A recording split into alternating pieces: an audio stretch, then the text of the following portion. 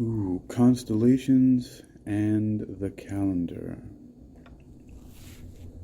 Constellations and the calendar. You're listening to Technical News Reading, presented by Hakeem Alibokas Alexander and Sarah Overman. Yes, specifically reading for UniquilibriuM. And of course, that's in association with UniquilibriuM. This edition's reading focus, would you care to explain why we're exactly reading this one? Where did this come from?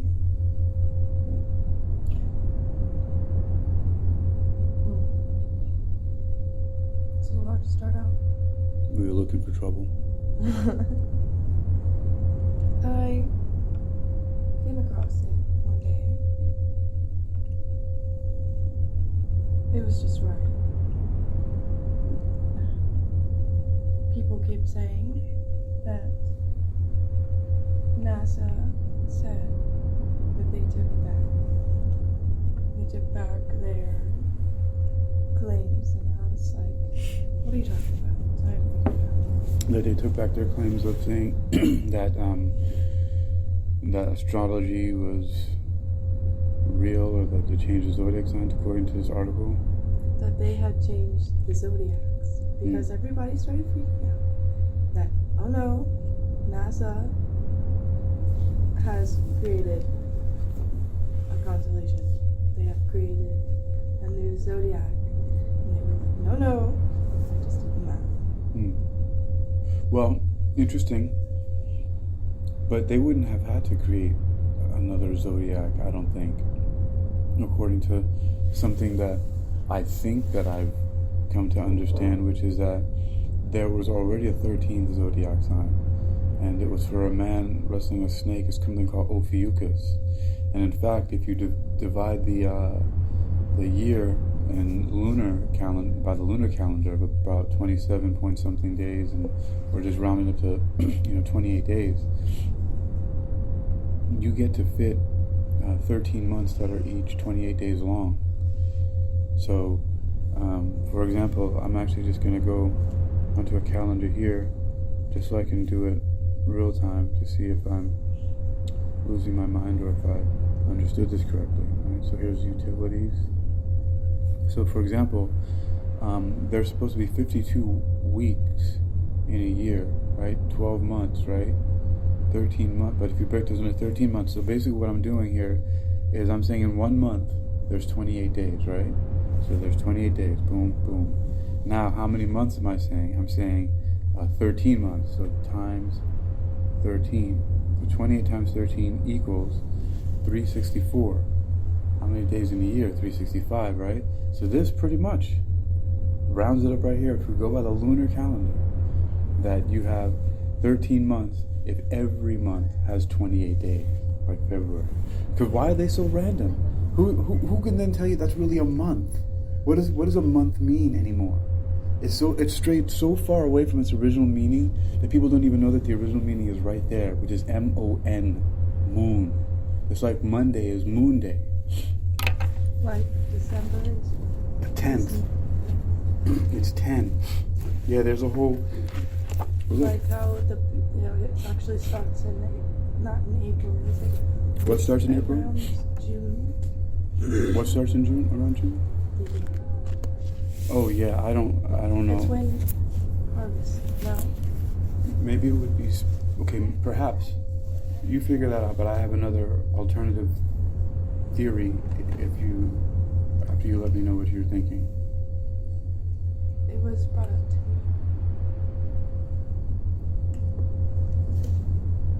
So I don't know if it was harvest. I don't think harvest. It's when.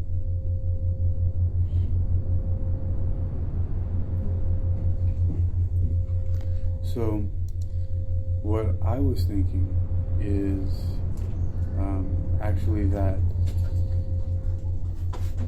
that in relation to that, I was thinking that it might have something to do with if, for example, you could find. Yes, thank you. That you can find.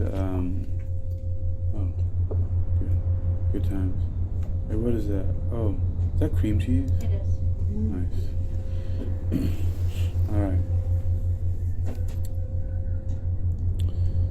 All right. I'm distracted by our friend Tanya here. There's some lots of delicious food on the table. Oh, did I just slur my words?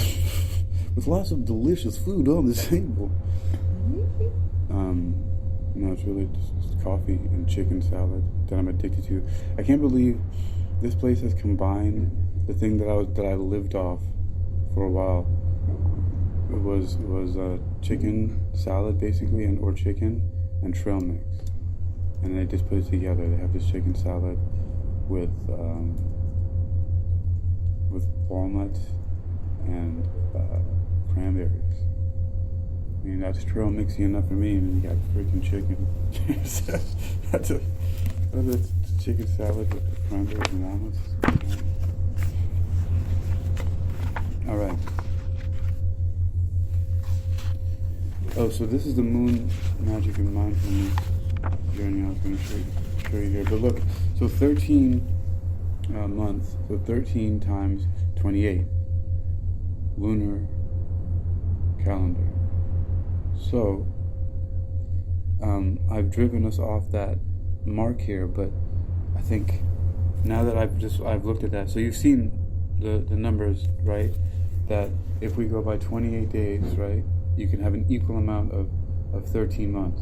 Now that could just be made up. That's just like, oh, well, anybody can do that, right? You can put 13 into the 365 days and get some number, right? Well, like, because if I wanted 15 months, right, I can go 365, divided by 15, and then I could make the days 24, right?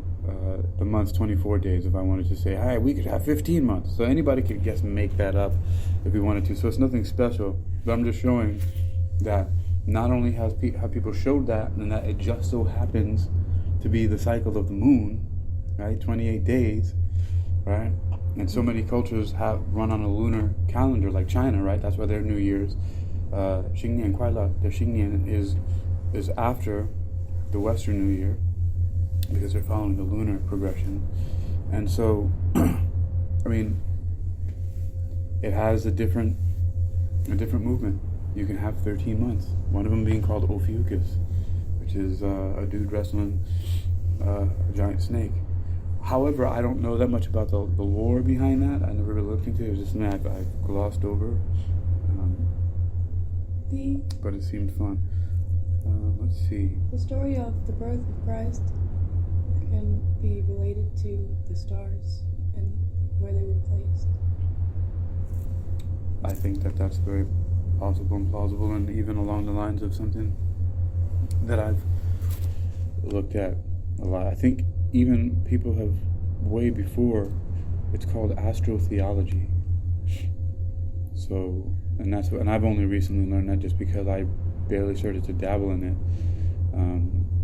Well, years ago, there were some cool works by an author who wrote a book called Jesus, Last of the Pharaohs, and man, I don't know why I don't recall his name right now, but I read a couple of his books, but I really like the linguistic comparison and theories, and a lot of them, people criticize every time anybody does anything like that as it being some wild speculations and science fiction, and that's great because it's a good bit of science fiction. It's a really good bit of science. If that's science fiction, that's the kind of science fiction I'm shooting for, right? To be able to just seamlessly weave like all of these characters in history to these things that are going, and just be like, boom, like right across the board. Like, for example, I did a couple of really cool decodings. One was with the word, simply the word Area 51, and then another one with testosterone and estrogen, and there's been several other ones, but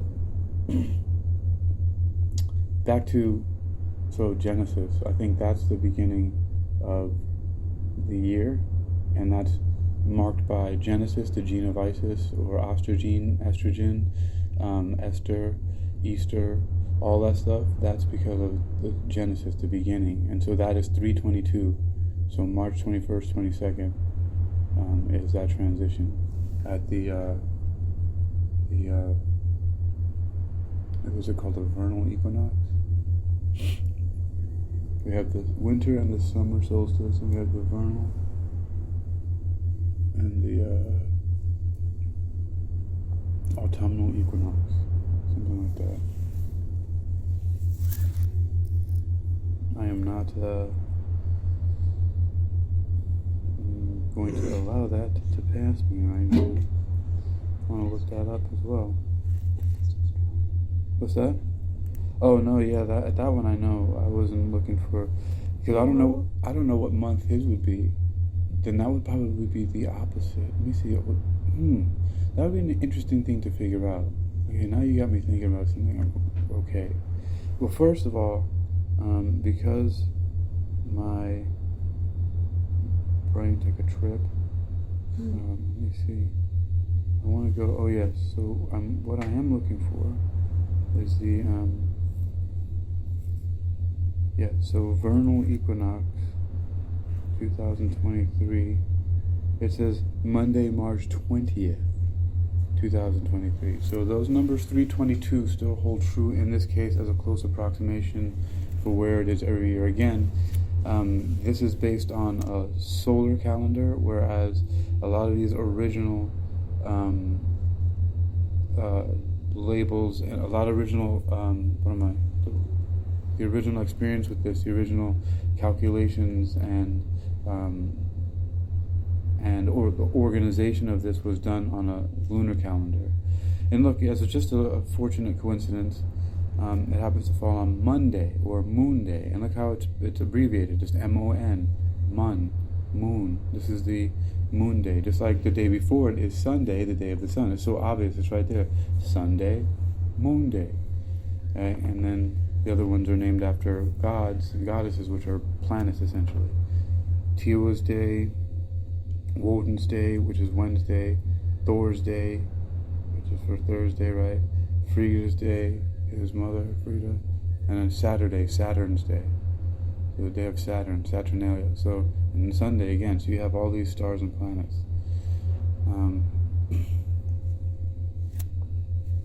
But this 322.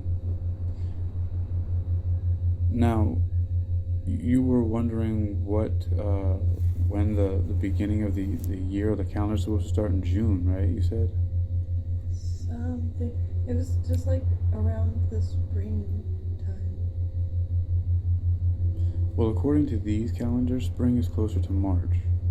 June would be, I think, is right in the heart of when summer starts. I think that's actually because you have the summer solstice and winter solstice, so that's the summer solstice. I'm not sure. I would have to find it again. Let me take a look. Let me take a look right now. Yeah, see, here we go. So this says summer solstice, Wednesday, June 21st, 2023. So that's summer. So still life growing, nurturing, lots of sunlight, people outside half naked, all that stuff, barbecues, beach days, all that stuff. Like my best friend's birthday.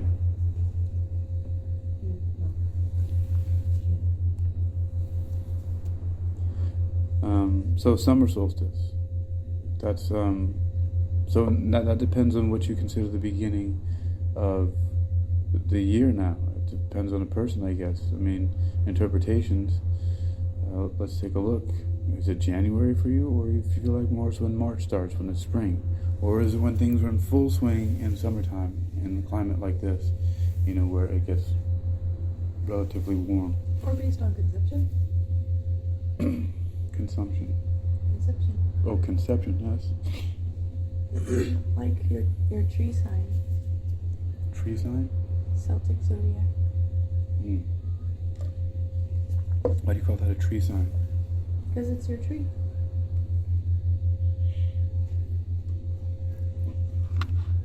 No, you're gonna have to give me a little bit more than that. But so we're spot on with you got feeling out some interesting things. So June. So we got some things I always want to keep in mind are the solstices and the equinox. And so these split up the year into 4 different seasons, basically. But this is I think it mostly applies to the northern, yes, it applies to the northern hemisphere. Would you like to know yours? My tree? Is that what you're asking me? About if I want to know my tree? Yeah. September 11th, right? Is it? Yeah, I did it. You are the vine. I knocked those buildings out. No, it's actually 9/17.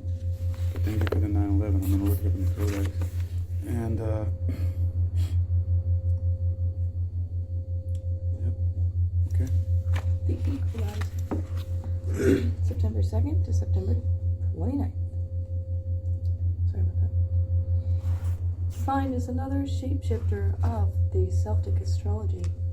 This is due to the fact that people born under the sign are born within the autumnal equinox. Autumnal, yes.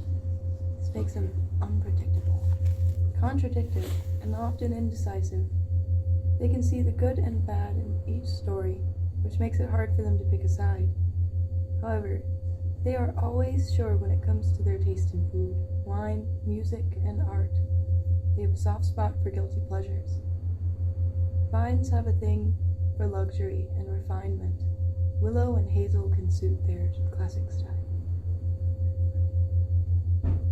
And so now exactly what are you reading from?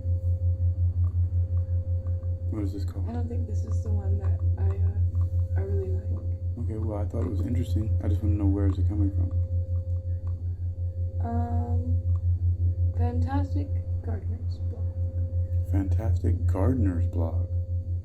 Yeah, that's interesting because you remember when a little bit ago I was co-hosting, it wasn't that long ago, like 3 weeks ago when I stopped to focus on Spreaker, but I was co-hosting with Cicely Marie Goose, as she calls herself, for her Astrology with Cicely on Call-In, right? And this is something that she said inspired her to study astrology, was looking into the Farmer's Almanac, and because she, is a soil scientist, and that's what she studied and went to school for, and so her interest in astrology became from looking at how farmers had to pay attention to the seasons to get the best results with their crops and their livestock. And so I find that interesting, and also the idea that astrology is a way to explain astronomy and get people to pay attention to the seasons and signs and things like that by creating metaphors and stories behind them that they can understand, because a lot of these people were not literate. So there was a lot of illiterate people and a lot of uneducated people, and so they didn't know how to read and do the mathematics, and so astrology was the way that they were able to keep up with certain things. Does that make sense to you? Because you know why it makes sense to me? Because that's how I learn things. I learn through the big picture through stories first, without having to go through the details. So if you tell me a big picture story first, right? And like, this is the way it is, and this is how physics is, and this is how math works, and so, well, math you can't fake. You do it and you get the results, or you don't. Math you can't screw with. But any other details you can leave out, as far as what you're telling a story about. For example, some key topic in physics. Like, one way I understood something about Bernoulli's calculations for fluid dynamics, or even understood what that even meant. I'm not sure where I read it from, but it's, for example, to explain it, it's simply that if you've ever had like a light material for a shower curtain or a shower barrier, whether it be cloth or vinyl or anything else like that, right? And if you turn on the shower stream, right, the overhead stream, the jet stream will come out, and especially if it's forceful, that's why they have magnets at the bottom, sometimes for some tubs that are magnetic, right, like the iron-based tubs, so that the shower curtain stays stuck against the bathtub, because otherwise it starts to move inwards. And have you ever wondered why it does that, right? So the reason is in fluid dynamics, and when there's a stream going downwards, like for example in water, it creates a lower pressure system closer to where the stream is coming from. So there's lower pressure the closer you get to that stream of water. So, and it's because it's knocking the air molecules and causing them to move out of the way, right? To make a way for the water coming down, right? So it's creating these little vortexes on the other side, and it's just everything's going away. And so you're having, so it's pulling it downwards, and it's creating this lower pressure on the inside. So of course, if it's lower pressure on the inside, higher pressure on the outside, it's going to push it towards the lower pressure.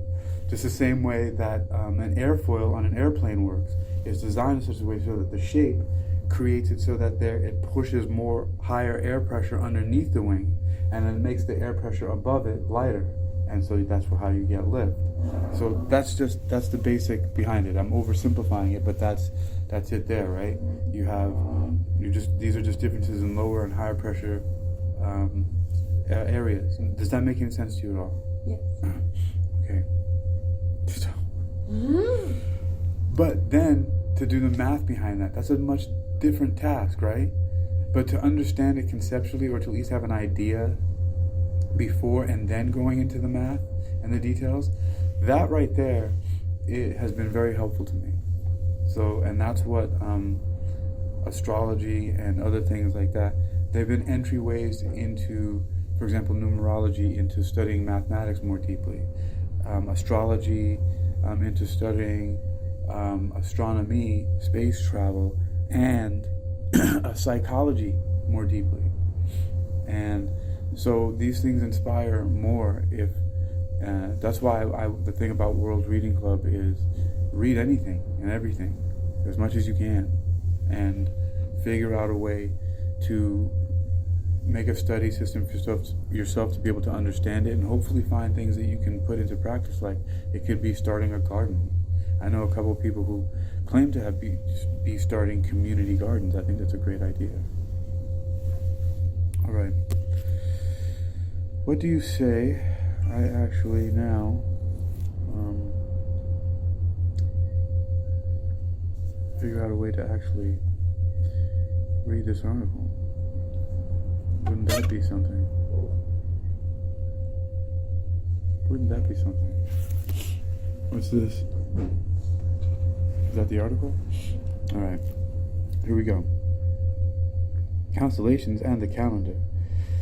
Did you recently hear that NASA changed the zodiac signs? Nope, we definitely didn't. Here at NASA, we study astronomy, not astrology. We didn't change any zodiac signs, we just did the math. Here are the details. First things first, astrology is not astronomy. Astronomy is the scientific study of everything in outer space. Astronomers and other scientists know that stars many light years away have no effect on the ordinary activities of humans on Earth. Astrology, meanwhile, is something else. It's the belief that the positions of stars and planets can influence human events. It's not considered a science. Some curious symbols ring the outside of the starfinder. These symbols stand for some of the constellations in the zodiac. What is the zodiac, and what is special about these constellations? Imagine a straight line drawn from Earth through the sun and out into space way beyond our solar system where the stars are. Then, picture Earth following its orbit around the Sun. This imaginary line would rotate, pointing to different stars throughout one complete trip around the Sun, or 1 year. All the stars that lie close to the imaginary flat disk swept out by this imaginary line are said to be in the zodiac. The constellations in the zodiac are simply the constellations that this imaginary straight line points to in its year-long journey. What are constellations? A constellation is a group of stars like a dot-to-dot puzzle. If you join the dots, stars, that is, and use lots of imagination, the picture would look like an object, animal, or person. For example, Orion is a group of stars that the Greeks thought looked like a giant hunter with a sword attached to his belt. Other than making a pattern in Earth's sky, these stars may not be related at all. Even the closest star is almost unimaginably far away. Because they are so far away, the shapes and positions of the constellations in Earth's sky change very, very slowly. During one human lifetime, they change hardly at all. A long history of looking to the stars. The Babylonians lived over 3,000 years ago. They divided the zodiac into 12 equal parts, like cutting a pizza into 12 equal slices. They picked 12 constellations in the zodiac, one for each of the 12 slices. So, as Earth orbits the Sun would appear to pass through each of the 12 parts of the zodiac. Since the Babylonians already had a 12-month calendar based on the phases of the moon, each month got a slice of the zodiac all to itself. But even according to the Babylonians' own ancient stories, there were 13 constellations in the zodiac, so they picked one, Ophiuchus, to leave out. Even then, some of the chosen 12 didn't fit neatly into their assigned slice of the pie and crossed over into the next one. When the Babylonians first invented the 12 signs of the zodiac, a birthday between about July 23rd and August 22nd meant being born under the constellation Leo. Now, 3,000 years later, the sky has shifted because Earth's axis, North Pole, doesn't point in quite the same direction. The constellations are different sizes and shapes, so the Sun spends different lengths of time lined up with each one. The line from Earth through the Sun points to Virgo for 45 days, but it points to Scorpius for only 7 days. To make a tidy match with their 12-month calendar, the Babylonians ignored the fact that the Sun actually moves through 13 constellations, not 12. Then they assigned each of those 12 constellations equal amounts of times. So we didn't change any zodiac signs, we just did the math. Make sure to follow us on Tumblr for your regular dose of space. I'm sorry, that one got me too. NASA.tumblr.com. NASA.tumblr.com. NASA.tumblr.com. Okay. And so that was Sarah getting me inspired to read that one. I really like it. Constellations and the Calendar. It was that reading here for UniquilibriuM. And about astronomy and astrology. I don't want to. So I think I said that in the beginning about Ophiuchus. So they did have 13 already. So I guess people were saying that NASA changed it up. They're like, no, we just did the math. So NASA is the ones who did the math on that. That's quite commendable. I mean, I know that I've already heard that a while back about Ophiuchus. So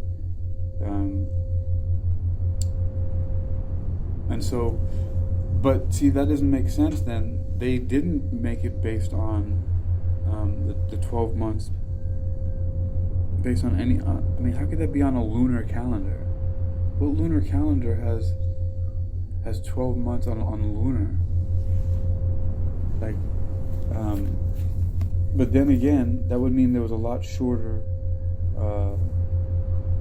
that maybe their years are shorter, but that wouldn't make any sense either, because you can't beat astrophysics. Like the sun, this whole thing is a mechanism. So the sun's... What they're saying is we've been still trying to go off the old one when everything is new now.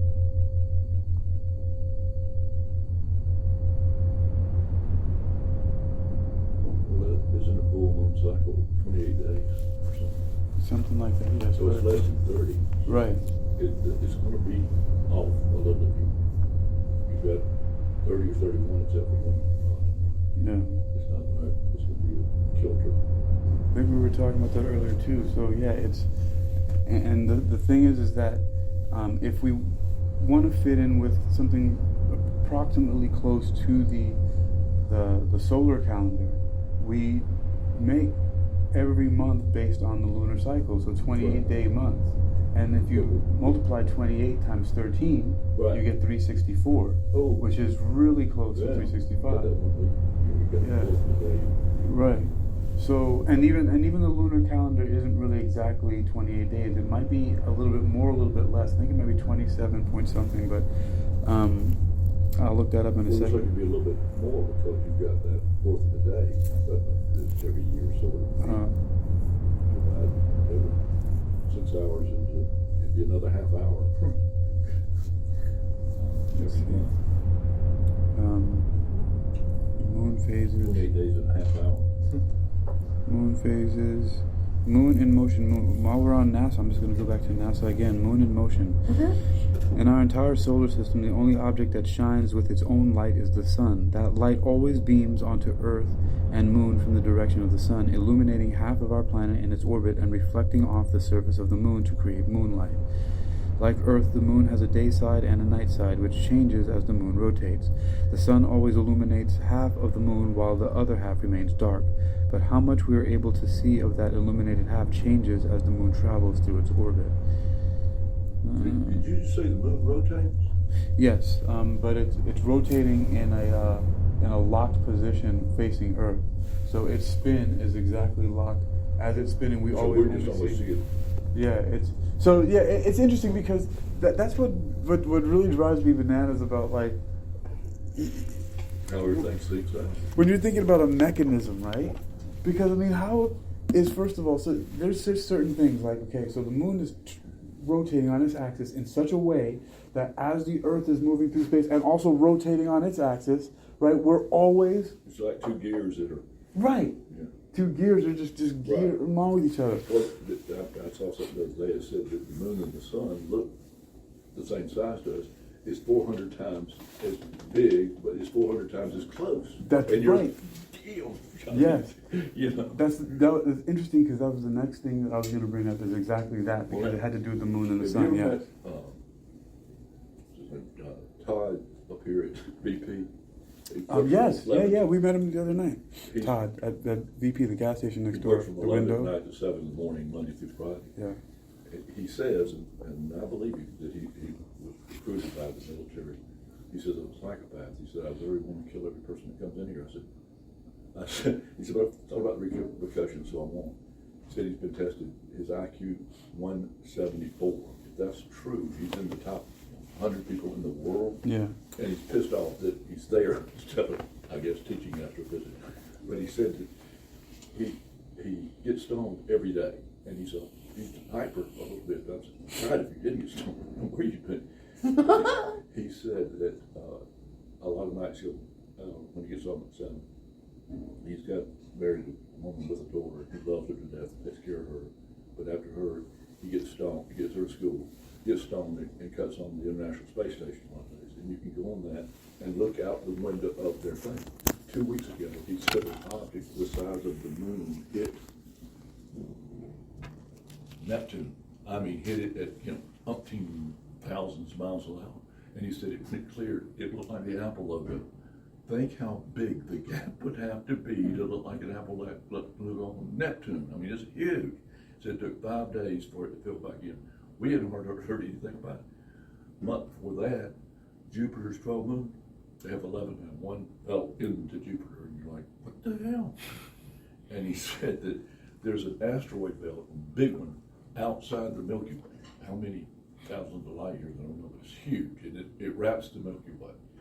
He said if something big went through the Milky Way, I mean through this asteroid belt, and it's from golf ball to moon size to who knows how big these things are, it would be like a billiard ball. You'd have things go, and he said, I think that's what's happened. And it would happen thousands of years ago. Yeah. And we're getting the effects now because it takes that long. So it on its path into our solar system, it knocked a bunch of other stuff out of the way.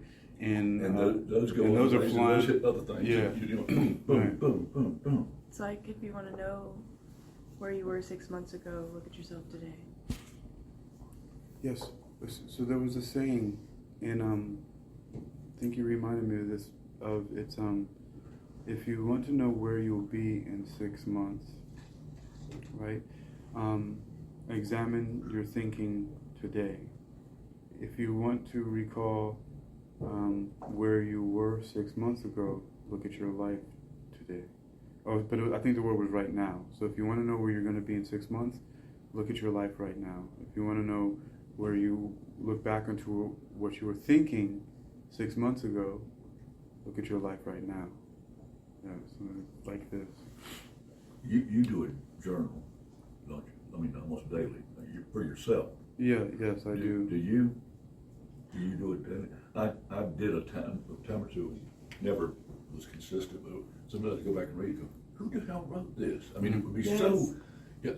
And sometimes I was amazed at how good it was. You know, other times I was like, you're an idiot. You'd be just, but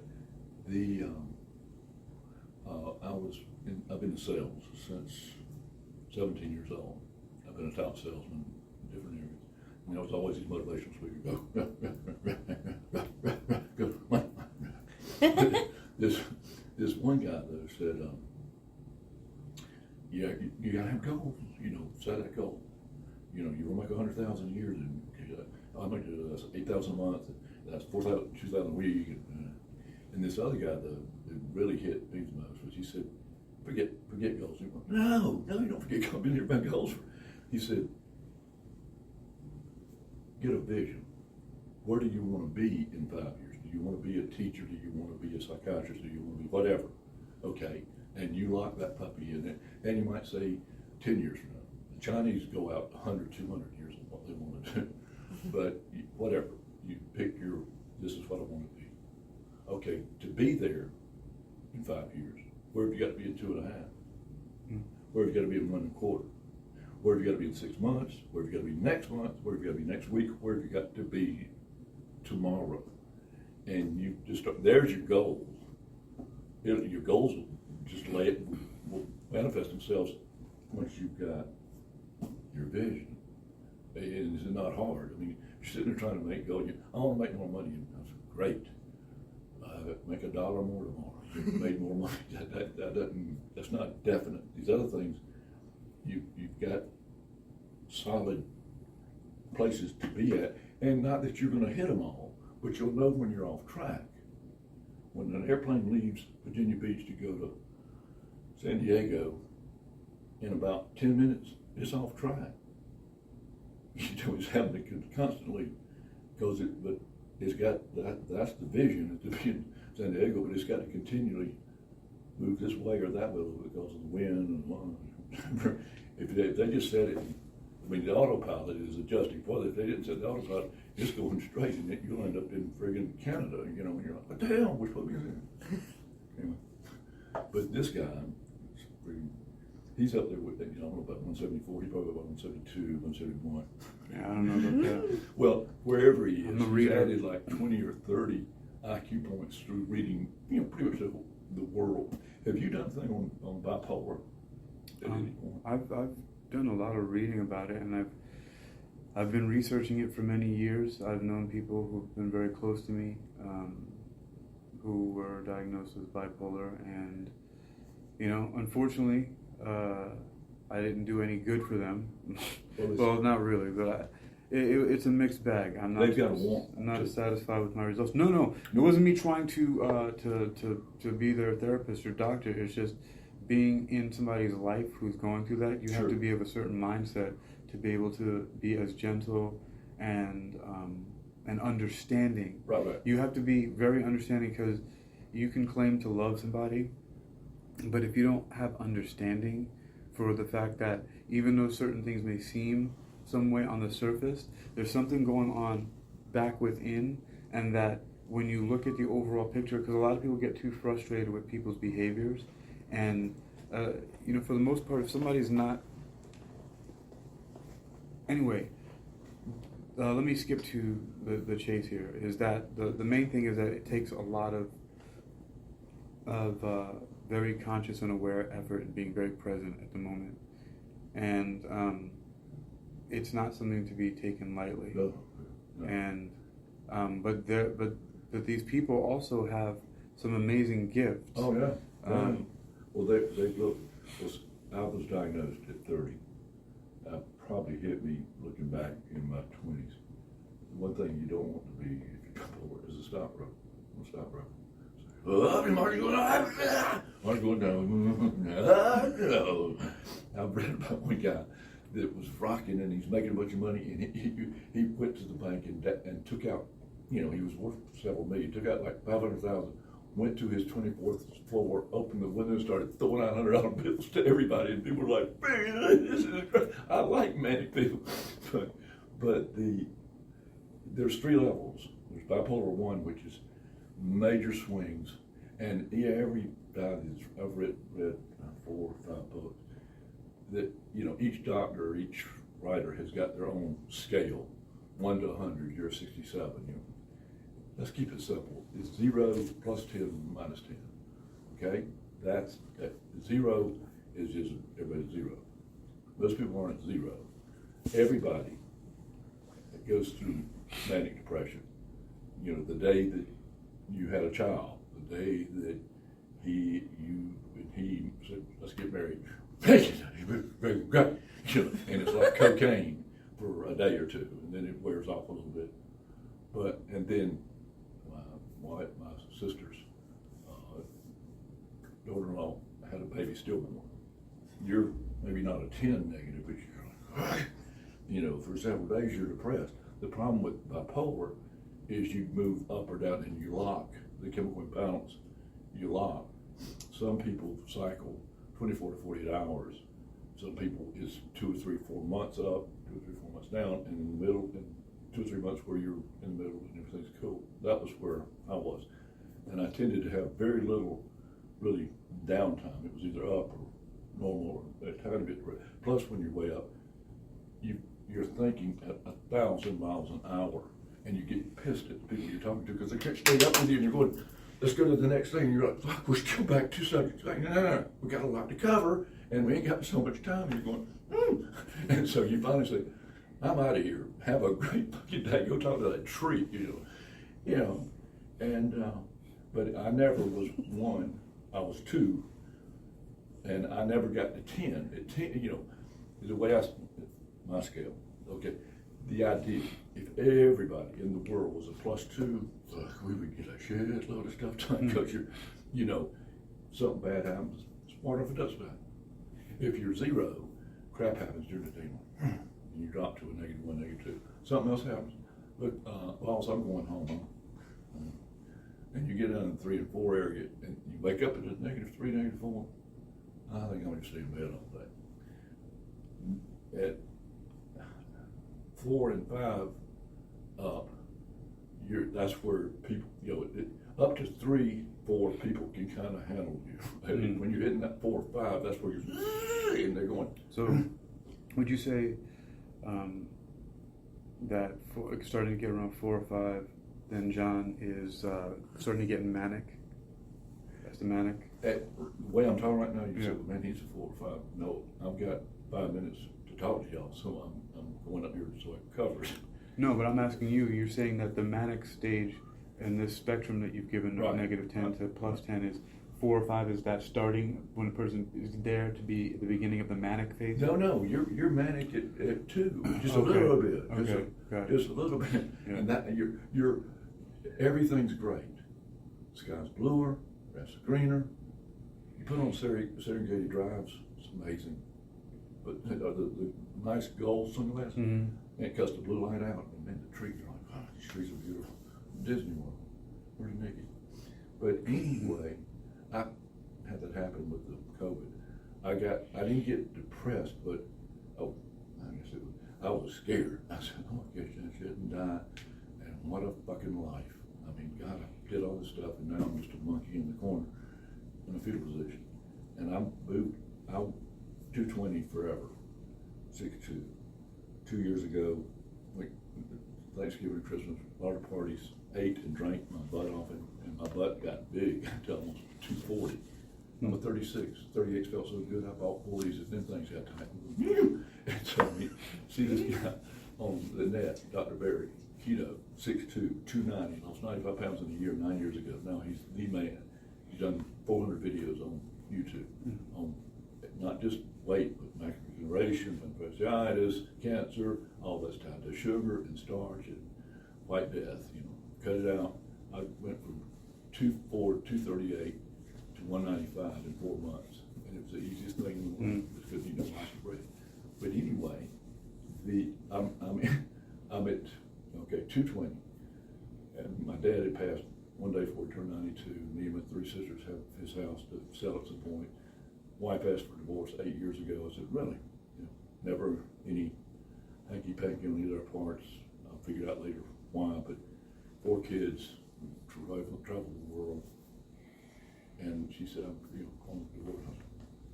And there were some reasons that I could have asked for a divorce several years earlier, but I thought the key was overlocked from the outside. She had the keys.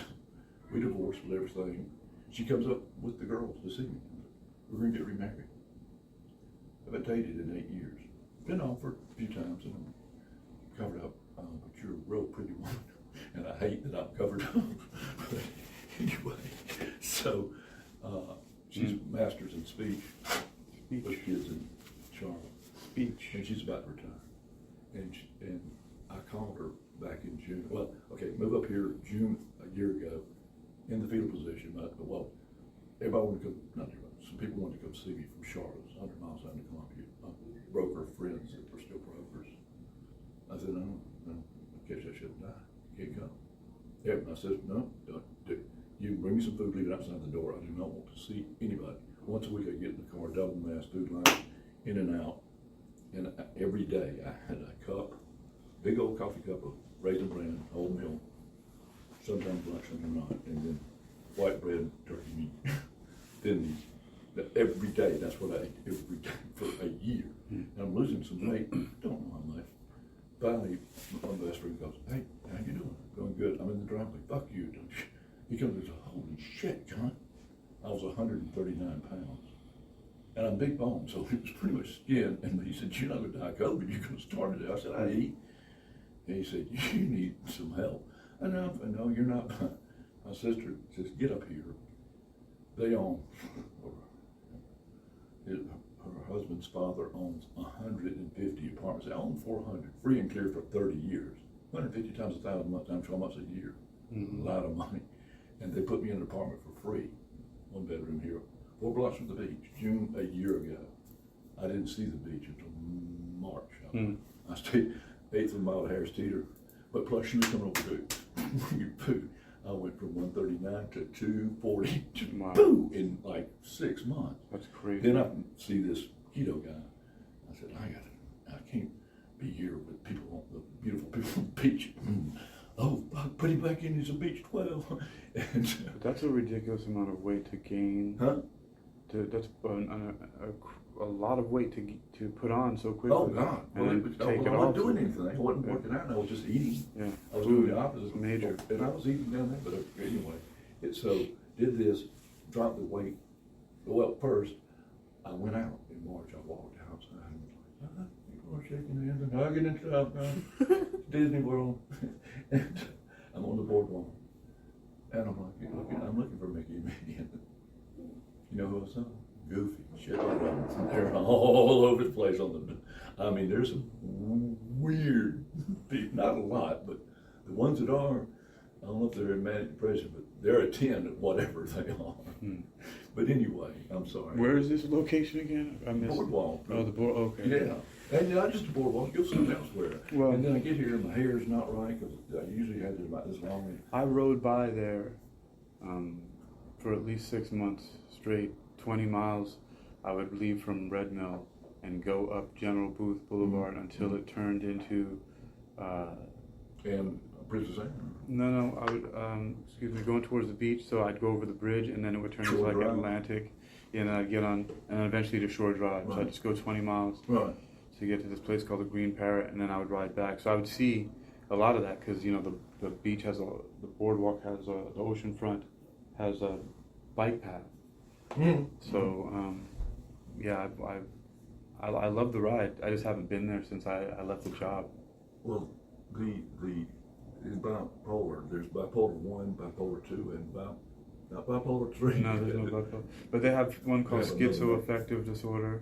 They say bipolar 1 with schizoaffective disorder. Right. There's different classifications. We've got ADD, ADHD, schizophrenia. Yeah, I mean, there's so many different things in the, what they call... Sugar has a lot to do with all that shit, too, as far as the magnitude of the ups and downs of whatever one of those you have. Yes. It magnifies. Well, Dr. John Kappas, who founded the Hypnosis Motivation Institute in Tarzana, California, he, many years ago, in his professional hypnotism manual, wrote about hypoglycemia, or low blood sugar, and how many of the signs and symptoms of low blood sugar present themselves as more serious psychiatric diseases that psychiatrists claim to be treating with the medication. And so you can have sensations anywhere from bugs crawling on your skin to seeing things to feeling jittery to having panic attacks to all number of things because of having low blood sugar. And so, yeah. Yeah, is that triggering you over there? It's triggering me, but wait. But the low blood sugar and things crawling on your skin and just how it makes you feel panic attacks, things like this. There was an amount of time where I was just like, I just stopped liking sugar and I just stopped eating it. And I thought it was my medicine that was doing that to me. So I was like, my medicine's doing this new stuff. I feel like I can't stop feeling these weird sensations. Well, my bias tells me don't discount that. Medication can do that stuff. So. But mentally, psychologically, in the days and weeks when you quit sugar, did your thinking patterns change? And it was like, I was a stream, but without anything around it. The banks weren't holding you in or something? Yeah. But I was still able to flow like a stream. Just free flowing. And now I'm free. What were you taking pills for? ADHD. I've got a friend, oh God, if you could say ADD, you keep saying D for a long time, that's him. He's never, ever, ever, ever been on time for somewhere. You'll meet at 3, he'll show up around 3:20, and I'm sorry, covered up. So my other buddy, get a beer, he's a broker, good guy, great guy, but Fourth Sioux Indian. I don't know if that's the part. Anyway, we're going to get a beer at 4:30 after work. And we told him we were meeting at 4. And he got there at 4:20 and had to wait 10 minutes on us and went ape shit. And we went, we've waited 10 to 30 minutes on you every time for 30 freaking years. Shut the hell up. And he's like, well, I can't believe you. I'm sorry, Jim, but we've got to work with you. But he won't admit it. He's never taken anything for it. And his ability to focus with it is amazing. But in fact, I'm looking at this thing here, and it's great. I'm going to see if I can get him to read this book. Ways to organize your life. That's right. Cool. He left being a broker and did real estate and didn't do anything for several years. And he's, trying to do it in his everything. But I found out that you have to take Adderall or something to that effect. I thought that what the... But also Prozac is another one, right? For AD. Well, I thought you've got part of your brain is going fast and part's going slow. And I thought, well, they're trying to slow that thing down. They're trying to speed the other part up. If they can speed them up and they sync, then you're fine. And you're not hyper. It's just you've got everything. See, that's the thing with the bipolar is you're going fast, real fast. Okay. Thinking about three things at the same. You'll have to play some three-dimensional chess. I don't know how to play chess, but if I want to play, I want to play with three levels. And as a broker, you have to think about if you're my client and I'm trying to do a good job of buying the kind of stocks you want. Well, the stock's got 4 reasons to go up: a new management, a new product. Nancy Pelosi decides to say that Pfizer is the greatest company in the world, and she doesn't talk to her husband, but he bought 50,000 shares the week before she said that and made several $1 million. But they don't know. But you've got to have one of those 3 or 4 things. So you're looking at 4 things all the time to try to find the stocks that are going to make you some money. And it's no problem when you're manic. Give me 4 more things to look at when we're doing this, But there's been several Silver Lining Notebook. Did you see that? With what's his name? Brad. The Notebook, is it Brad? Silver Lining Notebook. It came out about 5 years ago, 10 years ago. Doesn't With sound familiar. the good actor that did you see the one about where he took the pill that made him real smart? Oh, Limitless? Limitless. Yeah. Okay. See, that's manic. When you're manic, and not say manic and real, but you're able to think about a bunch of It's called Silver Linings Playbook. Playbook. That's it. With him and. After losing his wife and spending time in a mental institution, Pat Solitano, Bradley Cooper, winds up living with his parents, Robert De Niro and Jackie Weaver. Okay, so it's got a, one of those classic all-star casts, Bradley Cooper, but Robert De Niro. The girl. I don't know who Jackie Weaver is, but the girl is one of the top actresses now. What's her name? That played in the Hunger Games. Oh, yes. Yeah, she's his girlfriend, kind of, and she's bipolar. They're bouncing off each other. But another good one, it was 30 years ago, Robert with Heartthrob. Richard Gere. He plays Jennifer Lawrence is her name. Richard Gere is called Mr. Jones. Chris Tucker's in there. And Julia Stiles. Sorry, I watched that movie, and it was funny because there were certain things he did. I'd say, "Oh, I'd do that," when I was up. And there were certain things I never went that far. He opens with he's on a construction site with guys, and they're on the 3rd level of I think it's a house or either a commercial building, and it's lunch, and they're sitting up, on the 3rd, 30, 40 feet off the ground, and there's a 6-inch header beam going out past the roof 10 feet, and I guess they're going to saw it off or add up something. Well, he says, "What the hell?" He sat and walks to the end of it, and I went, "Ooh," and spins around and walks back, and he said, "It needed doing." But then he goes on. He goes to a bank. He had a couple $1,000 saved. Nice looking teller. He said, "Hey, Shug, let me get that money." What? All of it. $2,400. And he said, "There's a really good." Not opera, but just the band. Playing the orchestra. There's an unbelievable orchestra tonight. And he peels off $400 and said, "Buy yourself a dress, we're going." And she's like, and she's enamored, so he picks her up, and they go. And they're late, of course, because he's covered up. They get there 10 minutes, 20 minutes into the thing. As they walk in, the music just overwhelms him. And he sits her down and walks up front and takes the conductor, moves him off and says, "I'll take that." And he starts conducting, and I'm going, "No, I wouldn't have done that."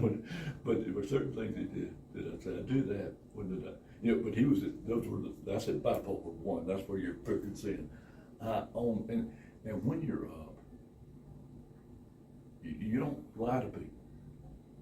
You speak the truth as you know it. Now, it might be a lie, but you believe it totally. And if you argue with me, I'll bury you. I will bury you. And I did that to my wife a few times. I mean, when she'd get in an argument with me, not a good idea. Now, I'm not saying that I was Mr. Right on all my arguments, but in my mind I was. And I never physically said, "I am right," but I would verbally just, and her and other people. And finally, I realized that if we're talking and you say something and I say that we don't agree on, let's change the subject. I'm probably not going to change your mind. You're sure as hell not going to change mine, so we're wasting time if we get sit there and go, rant, rant, rant, rant, rant. Once in a while, I've tried to come to the point where you're not going to change my mind, but I can make a new decision based on added information. You may share something. I say, son of a bitch, there are only 11 moons now. I'm sure there were 12, whatever. But, and one of the smartest guys I ever read said, most people, we judge a person or a fact or a political view very quickly and say, I'm a Republican, I'm a Democrat, I'm a liberal. We make our mind up very quickly, and then we're very slow to change it, and it should be just the opposite. We should take our time getting to know somebody, getting to understand the basics of that political argument or group, and then if we see that it's so quickly change our mind, but we do the opposite. Once we take a position, instead you take these rednecks, on a certain thing, and they're like, like KKK. Come on, it's still around. I thought it was over. No, it's not as vibrant, but it's still out there, and you're like, so you're superior. Good old boy, you're superior to all the blacks. Mm-hmm. Yeah, you're not just a superior black, it's to everybody. It's crazy. They're superior to everyone. That's the claim, not just to blacks. It's in our DNA. It's homosexuals, it's Hispanics, it's Chinese. It's everybody. Well, it doesn't matter. I mean, you can think whatever you want. But you can't, but there's a black guy that several years ago, he said, I'm going to turn on some of them. And he has. He's met with KKK people way up within different states. And who's the guy they made the movie about? I don't know. I don't remember what his name was. was. There's one they made a movie where it's called Black Klansman. No, that's not it. I saw that. That's a good movie. Yeah. No, this guy, I don't know if they should do if they haven't done a movie, but this guy turns them. He meets with them, and they're hating to start with, and he keeps meeting with them. He says, well, let's talk some coffee and whatever. Let's get a beer. Oh, yeah, I've heard of that guy, too. Yeah, and he's turned like several top people away from the KKK. But anyway, a lot of people don't really have a lot of strong convictions in that anyway. It's just what they're taught when they grow up in, and a lot of people. But those become strong very quickly. They're strong. Yes. Daddy thought this, so I think this. And a lot of people need to be convinced to change their mind because it doesn't feel right to them. Sure. So, a lot of things in life happen like that. It's the same thing as learning a new piece of information. Like if you are reading a lot of books, you might learn about different places in the world and long to go to different places in the world that some people may not even know about because they don't read books. Now, of course, with the internet, they don't know that they don't know. And that's the whole point that I'm making, is that they don't know. But while you're reading this, or while we're talking, and you bring up something about that moon being on or whatever, and when you have a paradigm shift, if you're smart, it'll say, fuck, he's right. I was wrong. Most people can't do that. They can't make that jump. Damn it, there's 12 moons, I'll find that 12. That's the last thing I have to do. Church is split. God almighty. I was going to a little Baptist church, 100 people, just good old boys and girls for the most part. Me and two other guys are stockbrokers making a lot of money, giving a lot of money to the church. We were probably supporting half the budget because everybody else was blue collar. Nothing wrong with that, but they were just good people.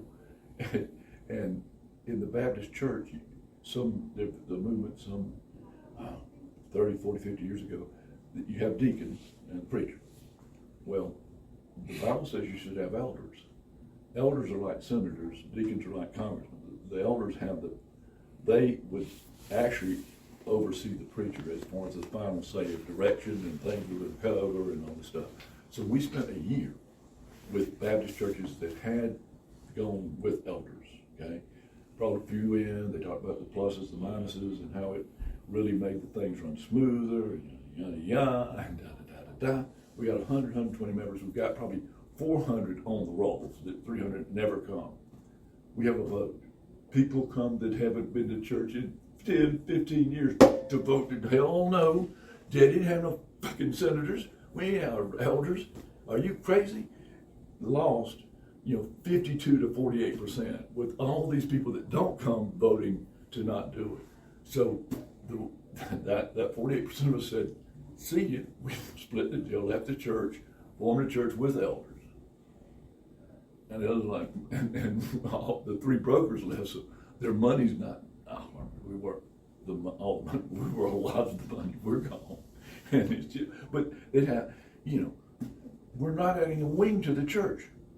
Yeah, we need to add. We're not getting new blue carpet. Are you fucking crazy?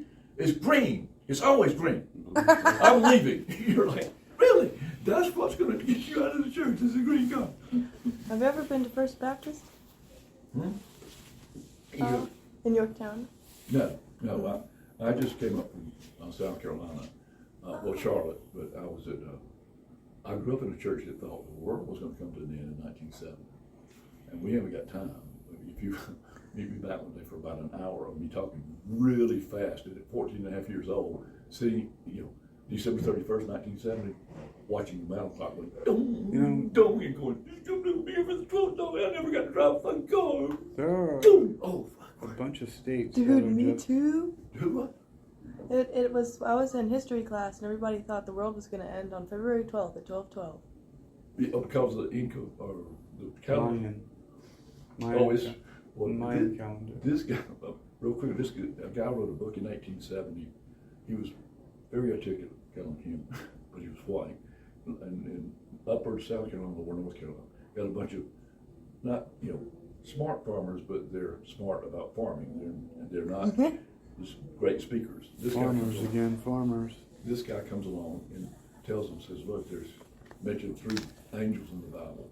And God has told me that Martin Luther was the first angel in the 1500s. The Apples Gate was the angel. You said angel. Martin Luther was an angel? This guy, this is what he preached to the crowd to the small group he had under his spell. All right. That was the first angel. The guy, the Apples Gates comes along in 1810. It's the second. He wrote a book or two. And then Boyle, Mr. Boyle writes a key to the Bible. I knew that. He says, and God's told me I'm the third angel. And unless you follow me, you're going to hell. Now, now there was no money involved. They had a church. The preachers weren't paid. Once a year they take up money to pay for electricity and stuff. But it was not like a money thing, which you have with a lot of the so-called churches. But in the book, he said, 1870, so there's people living now. God's telling me, there's people breathing the breath of life that will be alive when Christ comes back. Well, in 1870, the average age that people died in this country was about 60. So you take 1870 plus 60 years, 1930. 1929, the market crashes, major depression. We get a lot of new members. The world's going to end in 1930. It doesn't.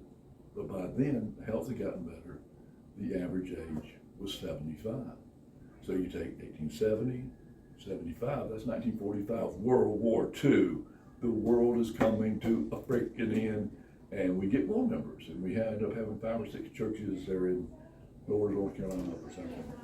And then it didn't happen. We didn't end. But by 1945, nobody lives hardly past 100. 1870 plus 100, 1970. That's when it's going to end. It's going to end. My dad was a lieutenant colonel in the Army. He taught, my mother's father was a preacher in the church.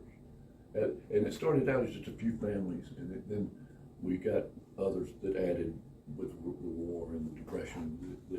But it was probably 800-900 people total. And each church had an elder, and you had a senior elder, and you might have a junior elder, elder being the preachers at each church. And if you'd have come and sat in the back, you'd have thought it was an old Baptist church, because they'd go up there. The Lord has led me to read from John chapter 3, verses 1 through 20 today. They'd read a verse, comment on it, God like preacher. And then, but sometime during the sermon, they go, by the way, everybody else is going to hell. Fuck them. Unless they follow us, and you're like, okay, got it. I'm hearing this from 0 to 14, 15, and until sorry to tell you, unless you come join the True Light Church of Christ, you're done. You're gonna burn. So that's awesome. At 15, it doesn't happen. But I'm telling you, that night, trauma? It's like, I mean, you sitting there, your ass is tight. The damn thing's ringing. And it's December, you know, it didn't happen. January, it's December 31st, 1970. This is it. And we're, you know, 100 of us are in the preacher's house who's an asshole. He's 5'8", he got a Napoleonic complex. And so he's sitting there, and that 12th dong, and we're like, and he pulls his fucking pocket watch out and says, I still have 2 minutes. And you go, motherfucker! You tighten back up for the ascension. And so I went with Dixie as a 15-year-old to drive. And my gosh, I had to work every Wednesday and Sunday, so I didn't have to go to church anymore. I made sure, sir, please, I'll pay you to work on Wednesdays and Sunday nights, or Sunday during the day, so I don't have to go to church anymore. But I'm sure that I'm like, everybody's fucked up. That's how I'm thinking from 15 up to about 18. Then I go sell a bookstore to door in Mississippi. And I come out of some houses and I go, if anybody's going to heaven, that family is. And it wasn't because it was just their aura, their, you're like, man, they seem to have shit together in a way that I can't imagine. Right. So that started eating at me. And then I joined the church. But even then, I was quite involved. And now... That's a really unique experience to have, of being told that and believing that, and then thinking that this is going to happen, and you're counting down to some completely transcendental event, and then it just doesn't happen like that. That's got to be both horrifying and then disappointing, and then depressing. I mean, should you be excited that it didn't end, or should you be depressed? You know, or even disappointing is the word I was looking at too. Like you're right. You're terrified and then you're disappointed. Yeah, but you ain't disappointed. You don't want to go yet. You got life to live. You know, you got those signs. But are you still on medication? Or you eased on for? I stopped when I was 17. I started spitting it out. And so, what has been the? How old are you? Turning 22 in April. I thought you got a Noah soul though. I was thinking you were in your late 20s. And you don't look like you're in your late 20s, but you act like you're maybe 90, 95. my mother-in-law, before divorce, died at 102, raking the yard at 100. Skinny little, couldn't hear nothing unless you were talking about it. And she could hear you. She could hear you. You could say, you know, Daddy's, what? But the rest of the time she ain't heard nothing. She's like Sonic ear, you know, that thing. I'm going to go hear music. It's an activation. Her name turns it on, right? Yeah. Well, one of those motion cameras. The Alzheimer's in that movie, The Notebook, with Ryan Gosling and what's her name, and the woman has Alzheimer's big time, but she can play the piano. You said, oh well, that's interesting because I knew somebody who. Severe bipolar 1 with schizoaffective disorder would come off would come off the medication and have to be hospitalized for weeks, sometimes a month at a time. But bring her violin, and she's the top highest level, and just focused on that, not doing anything else, not being scared of like whatever cyanide is in this and that, and whoever's in the CIA doing this and that, But that's what she's thinking when she's off in her. Right, and so I've seen that. What you're saying is that this was a friend of yours? Yes. Huh. Well, see, you've got that element in all of these different things in schizophrenia, bipolar, multiple personality. I've got this black eye last week. A guy that lived with me in the fort for 2 months. If he's not multiple personalities, I mean, that I've never seen it before. I hadn't read that. I've studied along with bipolar. But sometimes he's 12.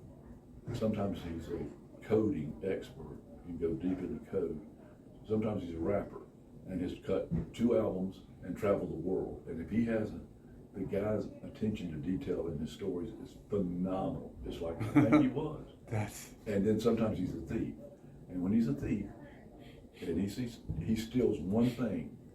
First thing he took from me was a hatchet, about a $40 hatchet from the fort. I've got a fort behind those it was some homeless people built it, and me and another guy are building it up and fixing it and going to give it to a Boy Scout troop this summer.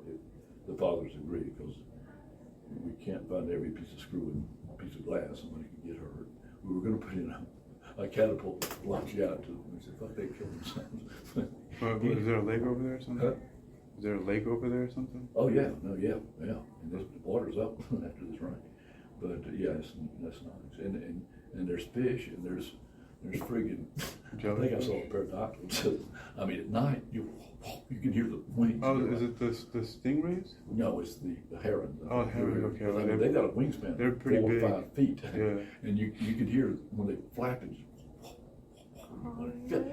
owls too. And I saw an owl one night. I heard Now, it. some owls, did you know? I just saw a video that they attempted to measure the decibels. They let other birds fly and it registers a lot of sound, but owls' flight is the most silent. Bat. No, but their flight, you can't God, hear their no, wings They've flapping. got extra feathers, and you can't hear them. I mean, they've got extra feathers on there, and it's like a silencer when they're coming in, so they can. That mouse never sees them coming. I mean, boom. That's definitely a predator freaking thing. Their legs are like this long. They've got legs up to here, and there's all these feathers. You go on YouTube and say, show me the legs of an owl, and you're like, that is the funniest thing because they got long legs. Owl legs. But listen, I hear hoo, and I'm saying what? And my eyes are adjusted as best they can to the dark, but I kind of half see. And I turn, and he's as close as I am to you, and I'm like, oh. And he said, who? I said, me. That's who. But then he took off, or she, or whatever. Me. You know, it's funny. I've seen these before, but I've just never really paid attention to it. Are you looking at his legs? Look at them legs. Look at them legs. Now that I can see, there's a picture of like a demon in the Diabolica. It's the Dictionary Infernal, the Infernal Dictionary, that has all these different drawings of demons, and there's one that's exactly like this. Really? Because it just looks like a person. Gargoyles and stuff. It just looks like a person walking. The legs are proportional, almost like a human's proportion. Even that head could possibly be. I'm sorry, I didn't quite get it. Have you read the book This Present Darkness? Ooh, baby. It's about demons and angels and about, it's a novel, but it's... This Present Darkness. Yeah, it came out probably 20 years ago, but it was about the spiritual warfare between demons and angels, for real. And I think it's most of what, even though it's a novel, it's based on things that really happened, because I've seen... Well, it's not based on things that have really happened. Things that are happening right now. Yes, it's things that are happening right now. I've gone into a 7-Eleven, and I've always tried to do good to people, but I got up here and all of a sudden I had a leaning down. I started working with a lot of homeless guys and feeding them and trying to get them out of their loop. They're hung up on something that happened 20 years ago, and therefore they can't be a man anymore. And I've gone to 2 7-Elevens, and I don't think I'm blowing, my nickname's Johnny Angel. And I tell the guys when I said, because a lot of them have nicknames on the boardwalk, and I said, I'm Johnny Angel. I said, now if you give me any shit, these wings are coming out, and the halo will blow, and I can point at you, and I can take your ass out. And they're like, look. I said, don't fuck with me. Really? You really don't want to fuck with me? And they're like, And then I try to counsel them on, listen, I know your dad died and you lost the house, but what the hell? That was 12 years ago. You know how to lay tile. Go back to laying tile instead of asking people to give you $1. What the hell's wrong with you?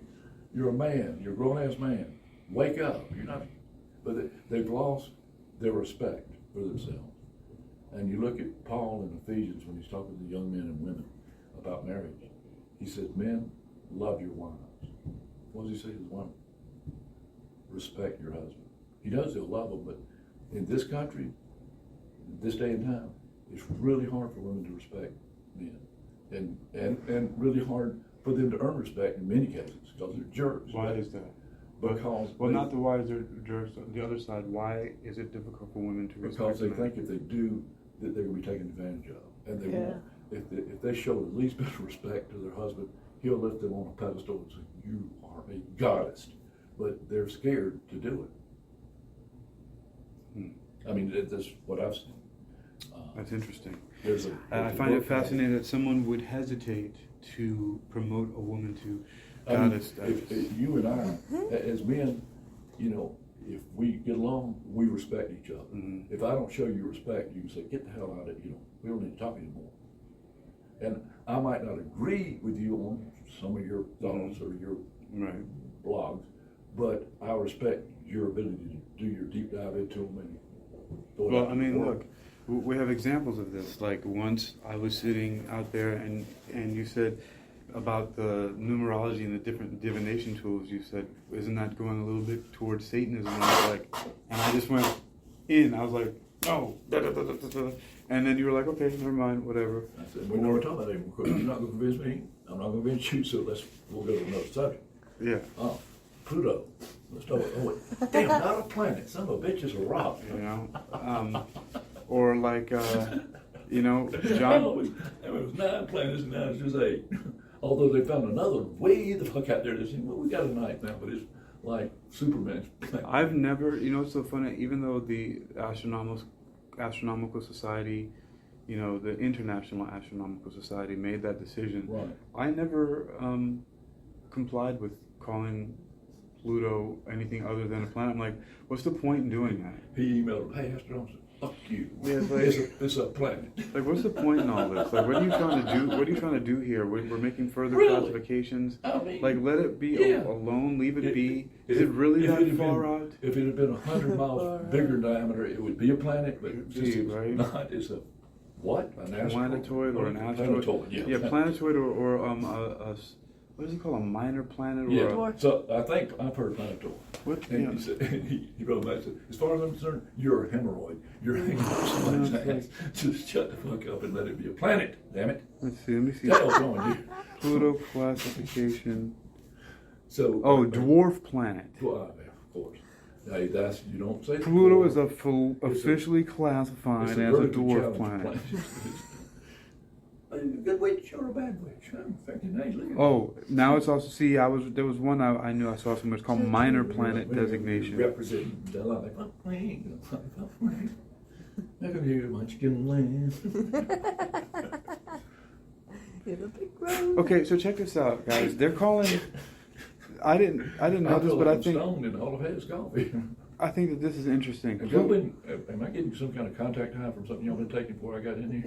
Are y'all drinking like mushroom tea or something? I don't know, mushroom tea. But look, check this out, guys. Pluto, minor planet designation 134340 Pluto, is a dwarf planet in the Kuiper belt, a ring of bodies beyond the orbit of Neptune. It is the 9th largest and 10th most massive known object to directly orbit the Sun. It is the largest known trans-Neptunian object by volume, by a small margin, but is slightly less massive than Eris. The one of Jupiter's moons? Let me check. Click on that. Eris. Yeah. That's another dwarf planet. Where? Eris, minor planet designation 136199 Eris, is the most massive and second largest known dwarf planet in the solar system. It is a trans-Neptunian object, TNO, in the scattered disk and has a high eccentricity orbit. Eris was discovered in January 2005. Where is it relative to Pluto? It must be on out further, I guess. By Palomar Observatory base team led by Mike Brown and verified later that year in September 2006. It was named after the Greco-Roman goddess of strife and discord. Eris is the 9th most massive object known orbiting the Sun. Discord. Wow. There he goes. He did it. Strife and discord. Well, I've realized in my time of just studying these things that to a certain extent there's a lot of things that you can just overlook in general and just not even care about. Like, I have such a high tolerance working the door of security. Like, people just are always asking me, how am I so calm? And it's just because I don't think that a lot of things are worth getting fired up about. For the most part, I can handle it. There's sometimes when I just go into wild fits of like, so you're just raging tirades. Huh? You like door security at a club? Yes. I saw a guy a couple weeks ago. 7 days a and week. he'd done that, and he'd also been an EMT. He said, I saw some of the same people. And I said, what's the weirdest thing you ever saw? He said, it wasn't either one of those. And I was at a 7-Eleven, whatever, things here, or Norfolk somewhere, and said there was like 9 guys in line for the bathroom. Turns out this guy was pimping out his girl. She was giving blowjobs for $20, and they lined them up every day. It was like, God. What the hell are you talking about? What did I miss? Holy cow! Unbelievable. And they're making money, Jack, and everybody's happy, you know. What the I hell? don't know, man. $20 is not enough. Yeah, but if you're taking them, if you're knocking them out 2 or 3 minutes apart, you're making a couple $1 an hour. Still not Pick buying away. it. Still not buying it. Not $21. Not $20. That's not right. It's got to be 100 a pop minimum. He said the weirdest thing he saw wasn't even part of the job. Yeah. Pimping ain't easy, folks. Some numbers got brought up. You know, I just saw there was a commercial for a movie. I don't know where we saw that somewhere. But it was a movie. Where were we before here? It was in the Central. Was it where they're on it's looking for another planet or something like that. They're about to. It's another one of these movies looking for another planet somewhere. Like humans are destroying Earth or whatever, and have to go find new places to live. And that reminded me of the only 2 fiction books that I've read in a long time. Don't Look Up? I read them last year. What? Is it Don't Look Up? No. Well, we were talking about Don't Look Up earlier, but I'm gonna check it out now. Let's see if I can find it. But 2023. Let's see. Space movies. There we go. Most anticipated digital 1010. Rebel Bride, knock up Captain Carter. You got what? Come on. 5 most anticipated 2023 sci-fi movies. Digital trends. Digital trends.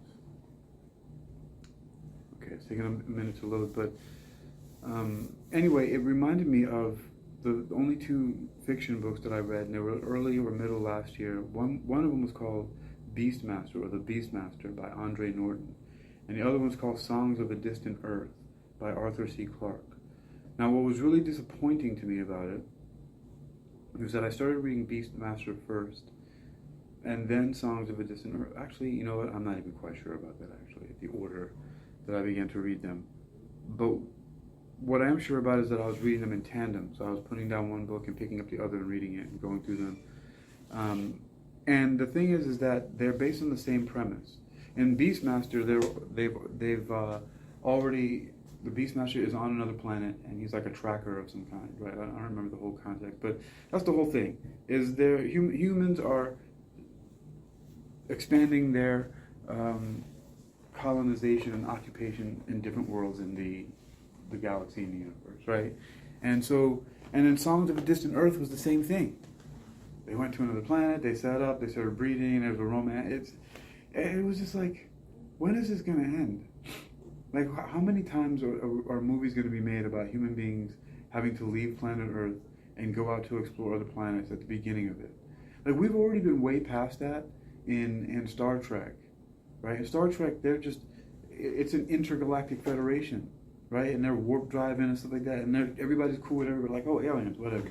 Star Wars too, right? Intergalactic federations. Do you see people of all sizes? It doesn't matter what they look like. They go like hammerhead sharks, or like jellyfish, right? Or a whale on 2 legs. You know what I mean? It doesn't matter, and everybody's cool with it because we're in intergalactic civilizations. What is all this stuff now? I mean, Beastmaster was 1959. Songs of a Distant Earth by Arthur C. Clarke is 1986, and now still in the recent movies that have come out in the last few years, we still have movies about the same thing. Like there was a movie with Jennifer Lawrence that we spoke of earlier, who was on a ship, and I forget who the guy was, but he woke her up right? Because he thought she was beautiful and he wanted to be with her. Then he finally told her, and she's like, I can't believe you basically killed me, right? Because he woke her up and he just kind of pretended like, oh, look, it's just the two of us, you know. So we might as well make the best of it, fall in love and date and all this with that. And then she finds out that he actually woke her up intentionally, where before she thought it was a malfunction of the system, because his malfunctioned.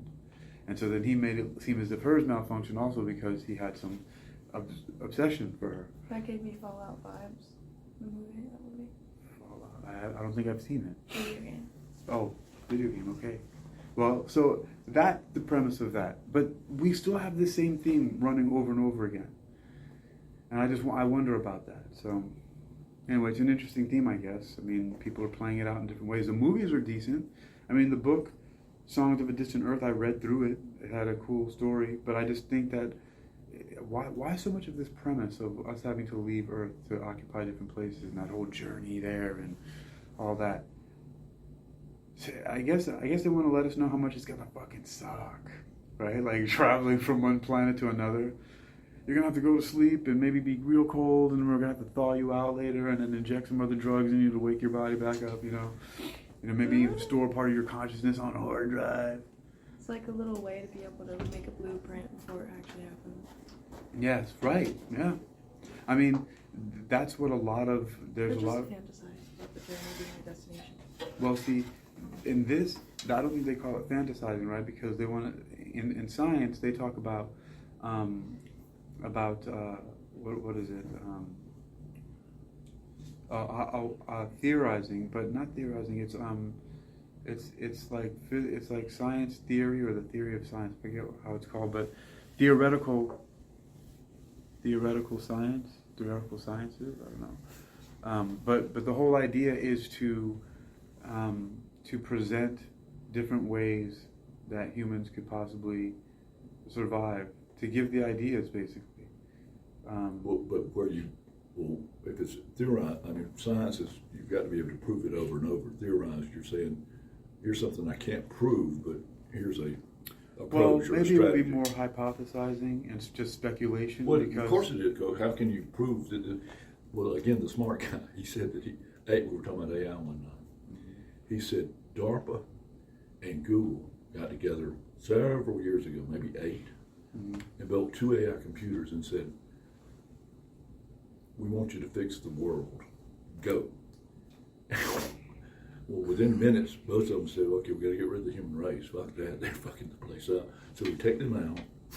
And then they did different things to try to make the water better and the air better.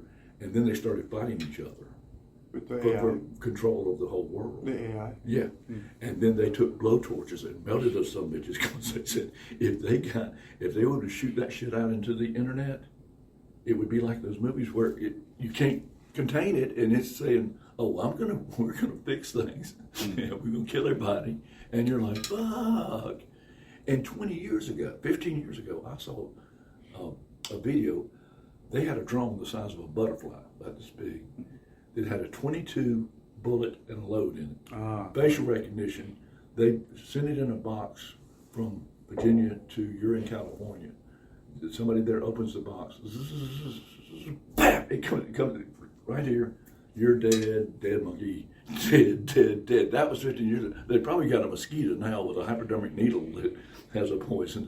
Well, you know that they've already released genetically engineered mosquitoes that were genetically engineered to be sterile in the population of places in Africa. Mm-hmm. Yeah. Oh, they do it here. They've done it in Florida, South Florida, in the Keys, yeah. So... well, you know, the bee population, that's, oh God, we're losing the bee. They said, colony collapse disorder. Right, but they said, look, you can grow another colony in a couple months. They've been able, I mean, not that there wasn't colony collapse, but they can be replaced a lot easier. You don't need to have the fear that we're going to run out of bees. There's still plenty enough. Now, unless colony in all over the country at the same time. Did you see the thing about the eggs prices going up? No, I didn't. Well, they've killed like 50 million chickens because they had the flu, and they were egg producing. And then the chickens that have eggs that are going to be biddies, you can't sell them. I saw in the New York Times last week, and they're trying to get a ruling where Because they got a ton of those that they can give. Because eggs are like $5 a dozen now, and they were $2 a few weeks ago, and they Before were that, beat I was to getting them for 79 cents. a dozen. Yeah. Where? At Food Line. Yeah, but not now. Oh, no, that's what I was saying. Oh, right. Before, Yeah, before, I Walmart, said they were before $100 that. forever. But anyway, they're saying if the FDA, and that's not talking about FDA, if they would just say, all right, you can, there's nothing wrong with these other chickens. It's just that the ones that are stored to become biddies are stored at 65 degrees. What are biddies? A little bitty chicken, bitty. Okay. Bitty. You never heard them called biddies? No, sir. Little chicks. Well, that's a southern thing. All right. But anyway, they store them at 65 degrees. They store ones you're going to eat at 45. You don't have to have eggs stored at all. You can take eggs from the hen, take them and put them on your counter, and eat them for 2 weeks. Well, in China, that's how all the eggs were bought. That was a different thing to me. I noticed that the eggs were not in a cooler or freezers like how they are here in the U.S. They're always out, just out in the open, and you go in there. Now, if you go past a couple of weeks, then they get Right, sure. out on whatever. Yeah, but yeah, and most of them in China were just, and that was interesting to me. And but I never even questioned. I was like, oh, okay, people are eating it like this, then I'm going to. And, and when but one thing that's funny, a force of habit, is that when I would get home, I would put it in the fridge. Even though I would eat them relatively quickly, I could eat a dozen eggs every day. A dozen? More than that, too. Two of the top keto doctors say you should eat at least 6. And from chickens that are scratching in the ground and eating right. ones, They call them the ones that eat the feed, is it? Yeah, they call them the free range, supposedly. Right. Yeah. And right now, it's the same price for them as it is the shitty eggs. They're because the eggs are way up in price. But I just, so I did have a diet where strictly, it was eggs and vegetables with brown rice in the morning, and then fruit. So bananas, standard banana, apples, oranges, you know, kiwis, peaches, pears, plums, and lots of kale and broccoli. Kale, broccoli. Well, not so much broccoli, but kale and avocados. I ate a lot of avocados and nuts. And anyway. Walnuts, peanuts, almonds. I mean, not peanuts. I don't do peanuts. Yeah. No, the root. It's not. It doesn't like any root vegetables, but I'll have a potato or a sweet potato. Although I did have a peanut butter and banana shake / ice cream last night or this morning. Well, almond butter is like $50 per jar. That's just, peanut butter's above. It's not 50, but it's like $9 at Fresh Market. $9 for almond butter, $2 for peanut butter. Give me the almond butter. I don't want any bread to go with it. I can't afford the bread if I get the almond butter. Now you see, that's the thing though. Why do we want bread? Staff of life. I don't know. Not the way that a lot of it's made these days. No, true. Well, God, yeah. No, and even their vegetables don't have unless you get them grown organically at a farm, that the nutrients that are in a carrot or potato or whatever, or kale, are not near what they were years ago because of the fertilizer. I've heard that, but would they be able even to grow to their maturity without all the nutrients? Because they do. They can make it. Look, that they can design that soybean 25 years ago to where you can spray Roundup on it and kill it's called Roundup Ready. Right. They have several ones: soy, corn, and. That's right. And they're doing it on everything they can. Well, then, but it costs a lot more for the seed. And some farmers said, I can't afford that. And they had a field next to a field that had that. And the soybeans grew up and pollinated that other field. And ConAgra sued them and made them pay money. For assholes. For cause trademark infringement. And they didn't. They just collected their seed. Right. They didn't. Bullshit. So they would contaminate organic farmers' crops. And then make them pay. And then make them pay. It's kind of like Haiti. We talked about that, didn't we? I'm not sure, maybe. The French took blacks from Africa to Haiti to grow sugar cane. And let's say, I don't know the numbers, but let's say there's 1,000, 2,000 blacks and maybe 200 Frenchmen overseeing them. Slave revolt in 1809. They won. Yeah. And the French went home with their tail between their legs. Several people got killed. And the blacks were like, all right, this is our They come back with 1,000 Frenchmen saying, okay, we're going to let you have the island, but you're going to pay us reparations forever. That's why they haven't. I work with a missionary group that we're like, can't y'all get your shit together a little bit? It's an island, Dominican Republic. It's not the U.S., but they're in pretty good shape. You look on Google Earth, you got forest and trees over here, nice dirt, and everybody starved to death. Every time a tree grows, it gets this tall, they chop it down and make charcoal to cook. A guy that I work with developed a tree, seedling this big. You could plant it in Haiti, and in 3 years it was 12 feet tall. They wouldn't wait 3 years. You get in, they chop it off at 3 feet, and you're like, give it 2 more years, and you're going to have all the wood you can. Got to eat today. You can't wait 2 more years to eat. And so we're trying to build fences around these damn things. You know, give them 3 years, and you got wood. You got all the wood you need. But plus the voodoo level there. It's the satanic. And when I went to so why is everything? How is it satanic? Do they don't talk anything about Satan in it? Oh yeah, they do. They've got. And when I went to Vegas for a trip, and maybe I'm just imagining things. I don't think so. There was this. You could just sense a darkness about, even though it's bright lights, big city. Like a natural holding spell. That what? Like a natural holding spell. Well, whatever. I mean, what I was going to say about the demons and angels. So all of a sudden, where in the past when I was a stockbroker and I'd pass a homeless guy, half the time, I hardly gave him money. I would stop and buy him some food. Or I said, you want some food? Hell no, I want a couple dollars for a beer. I said, well, I'm not going to do that. C.S. Lewis, one time, on the streets of London, he and a buddy are going somewhere, and this guy said, and he gave him a shilling or farthing, whatever. And the guy said, he's just going to buy alcohol with it. He said, that's what I was going to do. That's what C.S. Lewis told him. I thought that was pretty good. But anyway, what I do is feed them sometimes, and sometimes, get a job. I'm a broker, I'm working 70 hours a week sometime, and you're just getting free money, especially the ones that, they dress up dirty, then they go put on your clothes and drive off in a fucking Mercedes, and you're like, oh, they're making $300-400 a day tax-free. That's bullshit, those people. And they're out there, a bunch of them are like that. Anyway, I get here, when I finally get out on the boardwalk, and I don't find many, but I see a bunch of goofies and shit, I said, I need to work with these guys, or try to. So I do. Johnny Angel, don't fuck with me, wings, halo, take you out, I will take you out.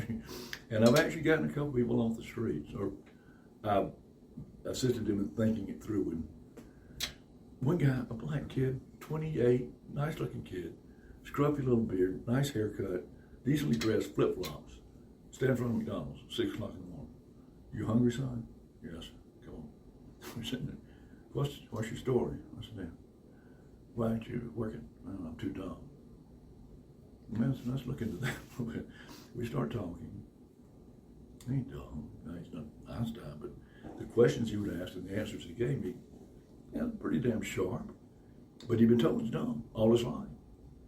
Failed 2 grades and can't read. I said, you can read some shit. Maybe not. I said, I think you could learn pretty easily if you decided to set your mind to it. I said, we're going to get you a job. Really? Yeah. You get in the car. You stayed there at almost lunchtime and drove to a CKHT thrift store and some work boots. And you work in flip-flops. I said, you're going to shave this shit off because it ain't working for you, son. You're not old enough yet. It's just kind of, haircut's fine.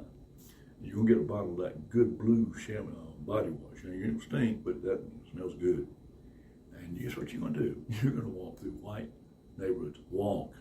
Do not run. You'll get shot if you run through the white neighborhood. You're going to see people here and there working in their yard that are 50, 60, 70 years old. You do not go in their yard. You stand at the road and say, excuse me, sir, I'm between jobs right now. Could I help you with that? 60, 70% of them go, nope. And in the back of their mind, if they're older, they're saying, nope, nigger, I don't need your help. And that's getting to be less and less, but it's still out there to some degree. I said, but you're going to have 30% say, well, how much do you charge? And just look at them and say, whatever you think's fair. They'll pay you more than you could imagine. He's got an apartment now. That's one of my few success stories. And then another guy, white guy, I get up, I've been homeless on purpose. I'm a stockbroker. I gave they took $165,000 in Social Security from me over the years, and now I get $2,000 a month from that. But that's nothing. I manage money for a handful of families, and they pay me a lot of money because I'm making money. And so I'm not about to go under. But in order to be with these people, I said, because my cousin, Billy Bob Thornton, look at me just a second and think about him. He said, we're going to do a movie. I said, he said, go on and do a screenplay. I said, well, okay. And the screenplay is usually about this thick. I've got this much information to be on it. We're going to do a 12 or 24 part miniseries, kind of a docudrama comedy, because I got a shit. I could write a book a week on stuff I'm seeing out here. He said, what the hell? We'll do that instead. So we'll see. A year or two out. You want to be on a TV show? This is the girl that's thinking through shit. She got off her meds. I don't know. Catch her on a good day. She'll be all right. And here's our philosopher king. What's that? I'm nothing of the the man, sort. the myth, the legend.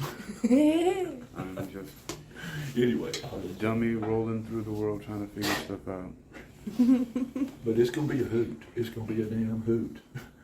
I mean, I went to a yard sale. I got into it. Bought a bunch of shit.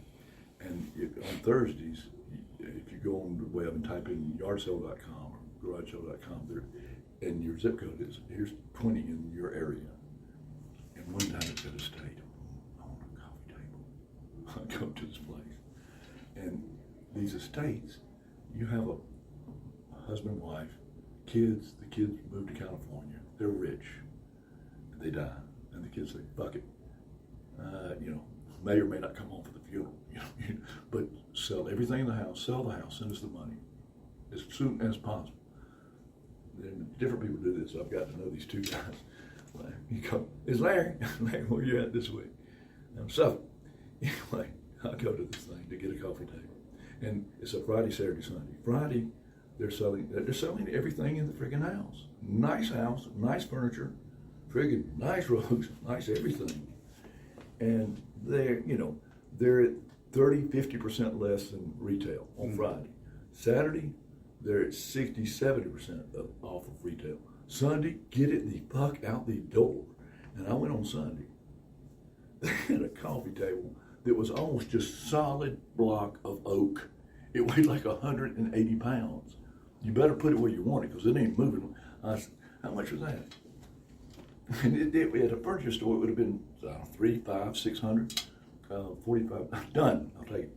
And I made the mistake of walking through the house, and oh fuck, I became Oprah. I'll take that one, and you get a fucking car, and you get a car, and you get a. I bought a bedroom suite with the canopy and tiger feet. I bought a dining room table that was built by fucking Benjamin Franklin with the chairs are ornately engraved, and you can tell you could hold a 300-400 pound man in a chair this size. I mean, it was just rock, solid oak. Yeah, usually chairs like this are only rated for about 225 pounds. Well, this thing, but these were built way the fuck back when people were skinnier. But I mean, anyway, 6 chairs. I mean, these chairs would sell for a couple $100 apiece, easy. 6 chairs, a table, $190, done. Bed, $200, done. I had to go rent a storage unit because I'm going to buy a house in about a year. Somebody's going to be furnished. Oh, shit. And I'm paying $130 a month to get it. But what I can do is bring it all out, have an antique sale, pay for the year that it's mentioned there, sell a few things for half of what they really should bring, have the money to cover it. But it's crazy, the stuff they have. I got the friggin' nice rug, the Indian rugs, they're $1,000 for $100. And so I did it one time, but I'm hooked, and I don't need more. I've got this 10 by 10, I'm not, that in there, but I sees in Suffolk. Hey Larry, it's Sunday. How you doing? Suffolk, and that's a long way. He said, oh Johnny, we got some good shit up here because he's wanting to get that shit out the door. It was a Sunday about 2 o'clock. I said, I'm tired. He said, it'll be worth your while. I get in the car and drive us up. Got a Toyota Avalon, older car, but anyway, I go in and I'm over again. I'm buying books and rugs and I don't have a truck or anything, till I can't get another fucking thing in the car, in the trunk. I can't see, and hot. Oh, this is like fucking August. I'm sweating and I'm dehydrated, and I drank some water out the sink a little bit, but I'm like, going back home, it's 5 o'clock and I have to perform at Keegan's Irish Pub on Sunday night. I'm a karaoke singer, among other things. And I got to get home and take a shower and get ready, but on my way out here, and I can't see, and I stop at the food line, and liter of water is $1. You go down the thing, a gallon of water is $1 in the refrigerator. Give me a gallon. I'm drinking that thing on the way home. So you wear your cowboy outfit? No, not there. No, just sing karaoke. Right. Well, they call me Crocodile Dundee, but I had a knife. It's not a knife. But they said, you can't bring that in here. I said, it's for defensive. He said, the bounce said, put the knife in the car, because it was a Bowie knife. And it was cute, and it was real. Anyway, so I get home, and I don't have room to unpack it. The other shit I've got in my house, I've got the house full of shit that didn't go in the storage room, so I couldn't even, if I could, I couldn't get it in the house. But I ain't got time. Go and take a shower. I had 2 beers, but like I said, do it real hot, dehydrated. And that's what I usually do, is drink 2 or 3 beers at home, drive the 8 miles to Keegan's, and then I drink seltzer water all night, because I go home at 1 or 2, and I don't want to be, drunk. Anyway, those 2 beers hit me like a 2x4. I'm driving, I'm about 5 miles in my 8-mile trip, and all of a sudden I'm like, and I hit the curve. The median had a cement curve, 4 inch. Wham! And I went, destroyed the front tire, and I'm pulled over and limped into a very nice apartment complex with gated security person there, but it had a lot of room for me to park, and people get by, and I could change the tire. And I'm awake now. Anyway, the black kid comes out that is in the Navy, and he does this on the weekend a little bit, sharp guy. And I've got to take all the shit out of the trunk to get to the tire and the jacket. So this is an ordeal. This is not a 10-minute fix. And the song thing's coming up. I got to get to Megan Keegan's. So the left front tire is destroyed. Not destroyed, but the tire is. It ain't like you can just put some fix a flat in it. It's got a big hole in it. Anyway, I get stuff out, and I'm getting the jack the car, and I'm taking the wheel off, and the security guy goes, "Why are you taking that tire off?" I was taking the back right tire off for some reason instead of the left front tire. I said, "I don't know. I tell you what, you put that back on, and I'll go start doing. I got to get the Keegan's." They said, "Okay, all right." I said, "Look, I'm going to change this tomorrow. You haven't got to, crank down on the bolts. You're tighten up, but you ain't got to sit there and tighten it to the nth degree." He said, "All right." So I get finally, after almost an hour, it's now 10:15, but they go to 2 in the morning, and so I'm 3 miles from Keegan's on the interstate, so whatever the loop runs through there, and the car goes. I pull over. And I'm saying, I must have bent the tire rod a little bit, so I'll just do 30 miles an hour.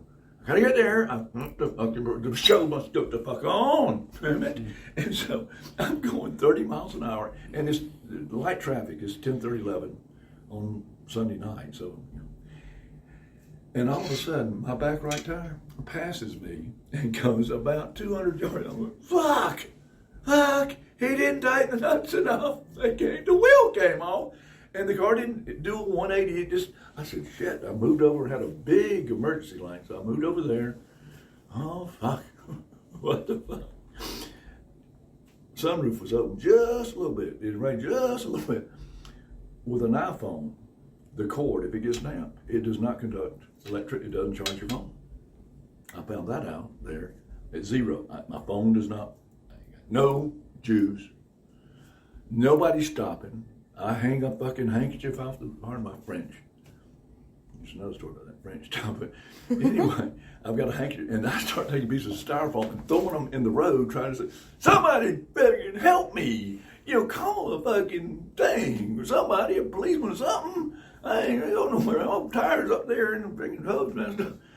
And after like 45 minutes, here comes the road help people.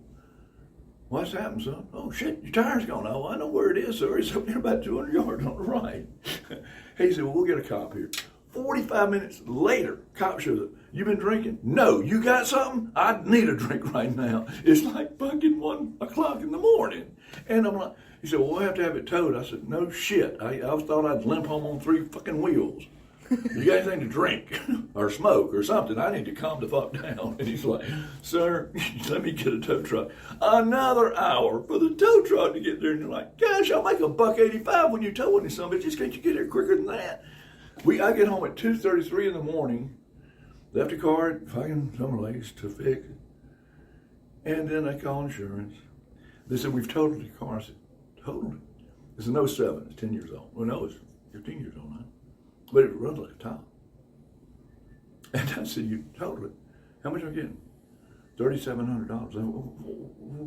What if we don't total it? What if I keep it? I think I might get fixed. All it needs is a new hub and a tire. It doesn't need, and it was still good. And they said, you get $1,600. I said, I think I'm gonna go that route. I'm gonna try to fix it. It's in really bad shape. I'm gonna try to fix it. So they sent me a check for $1,600. And I spend $200 on a new hub and a tire, and I'm good. Mm-hmm. And, but, that's going to be in the movie. What the fuck? You see the tire go past you, you're like, damn, that's my tire. But that's just one of many. Okay, I'm at Walmart. And I'd had my oil changed there by this nice fellow a couple weeks earlier. I'm over that, somebody stole my iPhone 12. I had 3 days, $600, gone. A friend gives me a 10 with no chip in it. Well, if you're anywhere there's Wi-Fi, you don't need a chip. You can do everything except call, but then you can also download an internet number and you don't need anything. You don't have to have a plan, but you gotta be in the Wi-Fi area. But there's Wi-Fi areas everywhere. So that's what I had. Well, at Walmart, you've got to be within about 10 to 15 feet of the building to pick it up. I pulled my car around past the garage like I'm going back behind it. And partly I'm not in any way hindering anybody coming in and out of the garage. This guy comes out that's running the place. He's upset with me for what? I don't know. He's got literally 30 or 40 pins in his face. I mean, with the big silver. And this, you see that on 20, 30-year-olds. This guy was like 50.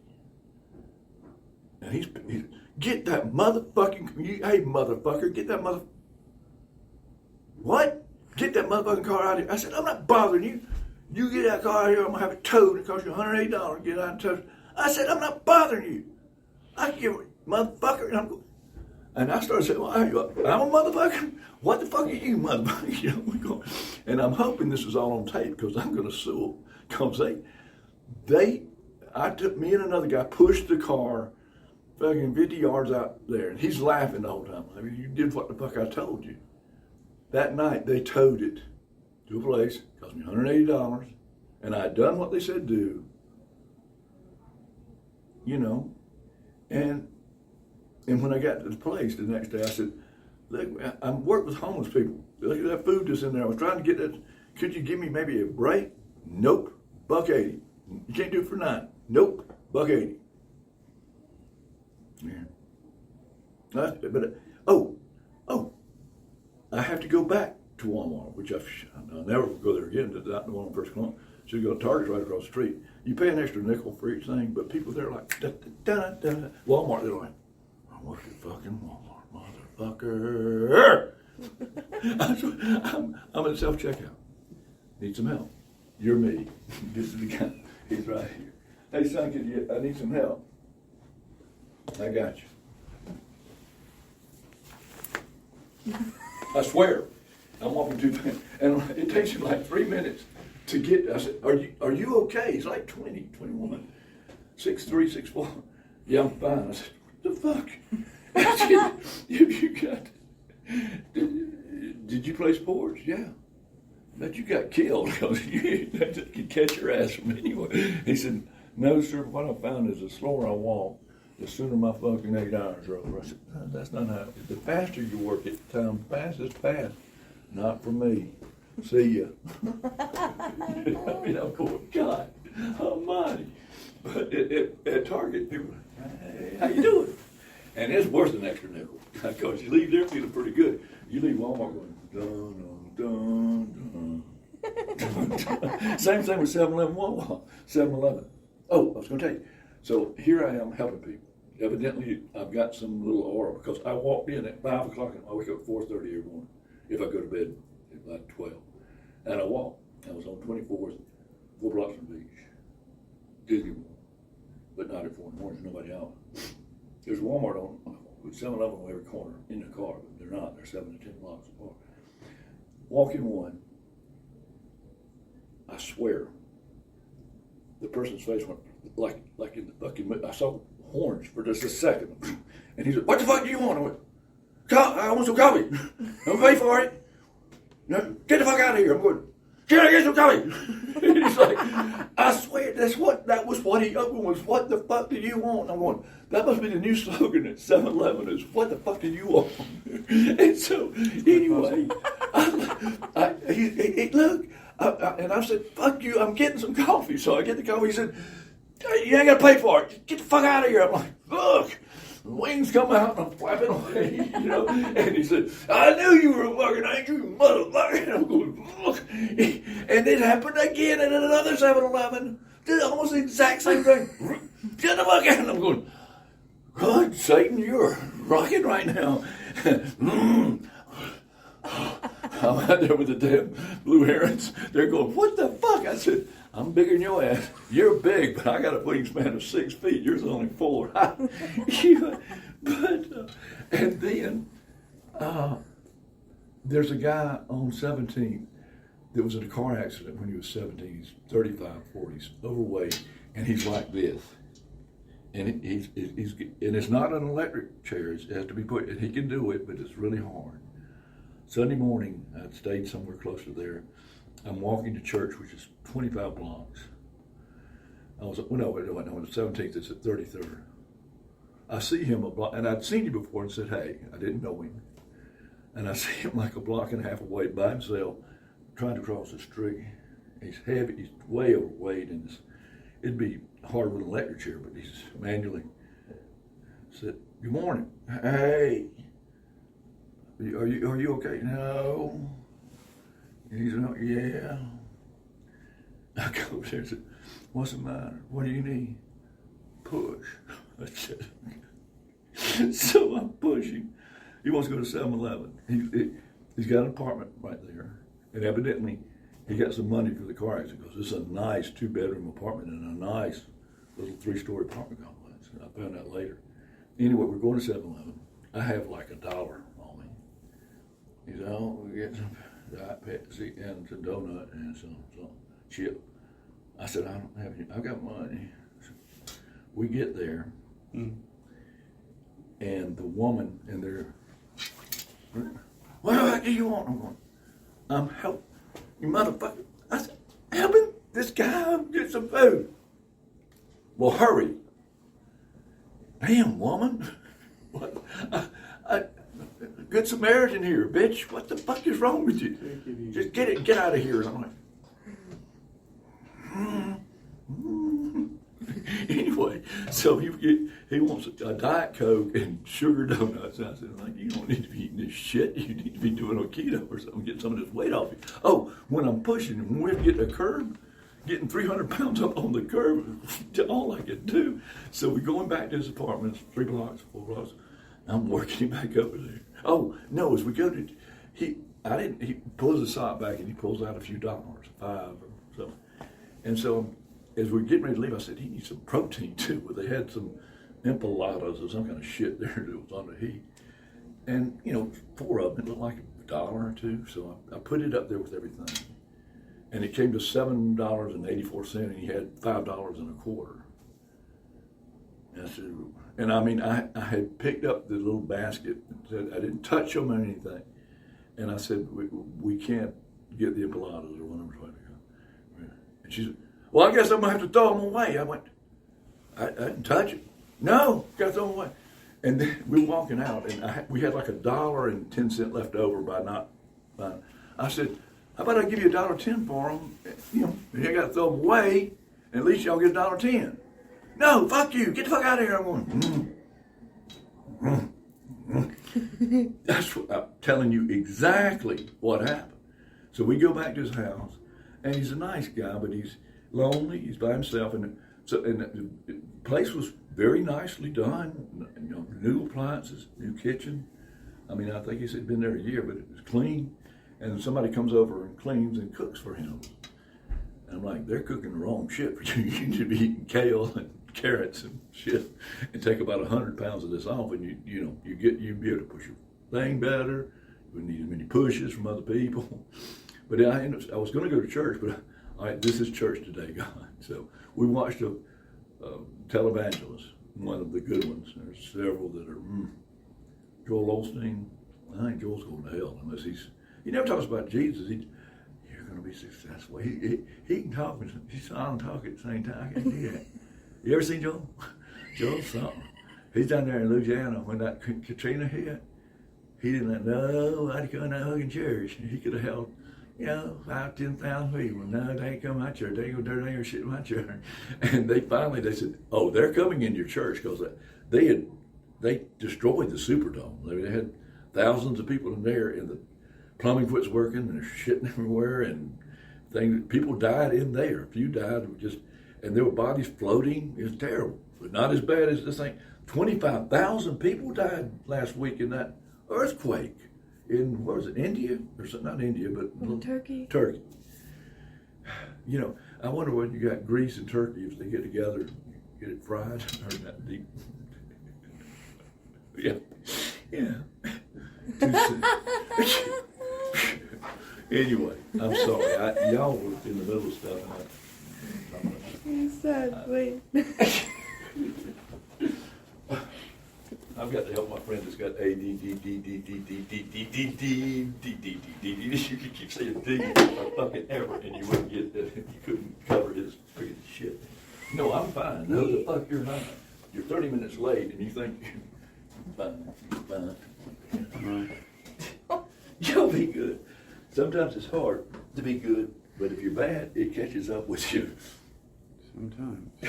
Yeah. My name's Johnny Angel. What was your name? Sarah. Sarah. There's a song. Sarah. Why'd you point it in? I've never heard it. What? Boy, go on YouTube. I'm not making that up. It's not Michael Jackson. He'd be saying, Sarah, Sarah. Michael would have his own spin. And then Eminem would go, Sarah, Mama Murray. There'll be a lot of motherfuckers in that Sarah song. Oh, with the homeless people, if you take punk out of the they've got like 4 words besides it. And one day I'm talking to this guy, and he got aggravated. Oh, I don't give a fuck. Well, I don't give 2 fucks. And he went, well, I don't give 3 fucks. I said, well, I don't give 4. We went to 99 bucks before we said fuck it. We said fuck enough. I mean, fuck was a good word. And we fucked it up. Now we use it for all kind of shit. You know, it's a financial term. Believe me, as a broker, I buy you 1,000 shares of stock at 32, and the next morning it opens at 25, and you go, fuck! Down $7. Or you, a 3-foot putt, you miss, fuck! So it's a sports term. I guarantee you it was said last night during that football game, because there were several times when they went, fuck! That guy just scored, he shouldn't have scored. KC beat them. They had them. It was a good game. Oh, God, no, yeah, it was phenomenal. I mean, when the last play of the game. But I just think that some of that stuff it's just so interesting that it seems like it's fixed sometimes. Well, like right before. Some of them are fixed. You know, the Panthers, when we had he's with somewhere else now, the black kid was phenomenal, and we went Super Bowl, and we're playing John Elway in Denver, and he'd won 1 Super Bowl. Well, I don't have the deep history like that. I only just recently been seeing this. He, you know, the masses wanted him to win 2 Super Bowls, and they made 2 major calls against the Panthers that were wrong. that would it change it? Maybe, maybe not. But you're like, he caught the ball. No, he touched. No, he didn't touch it. The ball did not touch the grass, and it was, he would have been 5 yards from him and score a touchdown. Yeah. And it's like you make 2 or 3 little calls like that, you can change the score. Sure. And I think that and every year it's amazing how it's always the number 1 defense playing the number 1 offense almost every year in the Super Bowl. And I think in the playoffs they're saying what's going to appeal to the largest number of people. Well, you want to hear I'm going to give you one last little conspiracy or just some kind of. Here's my far out speculation, my fantasy prone. I don't know where paranoid imagination comes from, but I find it fascinating that the year in 2001 when the World Trade Center got hit, the Patriots won. The New England Patriots won. Now there's all this talk and stuff like that about bringing indigenous cultures to the forefront and making more diversity and all this, and the Kansas City Chiefs win. There's just some very interesting things. Well, what do you think about that? You had the 2 towers. You had a building a block and a half away that collapsed hours later that didn't get hit, that had some shit in it, and you're like, what the fuck? I mean, it collapsed just like the others. Now, I guess you could say that the heat and the shit from the 2 that did caused it, but none of the other buildings around it collapsed. It was weird. No. And then the next week, underneath the World Trade Center was a gold vault with a shitload of gold. They said, wait a minute. It vaporized. No, it didn't. No, they took dump truck. No, you don't vaporize gold. I mean, it might melt it, reform. No, but I mean, I'm saying, wasn't there like some people saying, a cover story, that it was vaporized so they could haul it out there secretly? Well, no, they didn't haul it out secretly. They took dump truck. It was like one of these big budget movies. They took several dump trucks down in there and filled those bitches up with gold. So and you're got telling me that amidst all of the rescue efforts, yeah, that was one of the first things they did. They went and also, they shut after the second thing. Every plane had to land in the country everywhere. Get them down, except for one. It took a shitload of Saudis out of here back to Saudi Arabia under George W.'s okay. Because they said, if we're here, they might kill our ass. And, I was really angry for a while. And I was angry at Muslims because, and maybe I wasn't looking well enough, and I'm sure some said it. If I'd have been a Muslim, I'd have been going, those people are fucking crazy. But I didn't see that. Now, I didn't see them jumping up and down saying, yay for the Muslims. But they weren't just saying, that was insane. They were like, it happens, and you're going, really? That's how you feel about it? Really? Really? No, we're going to have to make a podcast called Yay for the Muslims. Y'all be good. Yay for the Muslims! All right, John. Good. Thank you for sitting here and talking and giving your insights. I appreciate it. It was good. It was things you were saying were just harmonizing with stuff that's happened these last few weeks. Oh, by the way, at the Walmart, it's hot. It's 8 o'clock at night, but in the summer, the sun will go down at 9. I need to go in there for like one thing real quick. The homeless guy stole my debit card. I had a $20 bill. I go in there and get something. Like $3 come down. Leave the air conditioner on. Come out. The car stopped. It was almost empty. Well, it was empty. Get a little bit of gas. It won't crank. The mechanic comes up and says, "Well, your problem is if you run out of gas on a car that's a few years old, there's a little bit of trash in the wagon tank, and it gets sucked into the fuel line, and you got to get this real high octane stuff and leak through it, fix it." So they got it and go get it. I said, 20. He said it's 18, like 17, 18 now. Go in there, you can. It's 2 minutes till 8 o'clock at night. Run out. He went, good stuff. That might work, but he said, $100 on about 150 yards up there on the run. They've got the good stuff. I'll run back in this 803, 804. I need my money back. I got to go. I'm sorry, sir, we can't do that. The customer service closed 2 minutes ago. You can't open it up and give me my 20 back so I can go buy the shit I need for my car? Nope. Oh, by the way, if you don't get that car out of here, we're going to tow it. I throw the can in the car and take it back the next day, but I need this shit right now. Walk up to AutoZone. I have to watch. It looks like a Rolex. It's not. It was like a couple $100. Blue plate, pretty.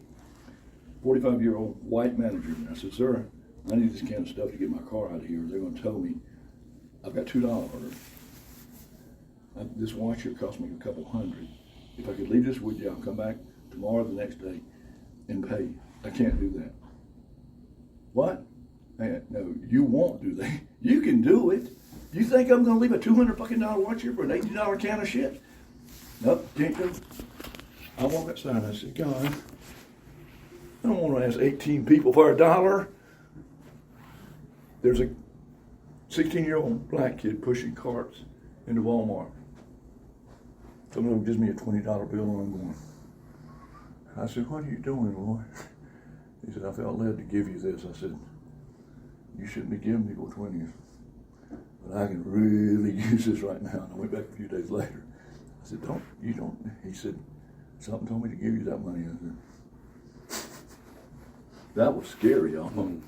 I mean, 30 seconds after I walk out the door, this guy comes up. And I hadn't said, hey, do you have any money? I ain't said nothing to him. And if I was going to ask somebody for money, I'm not going to ask a kid pushing carts. He ain't got no money.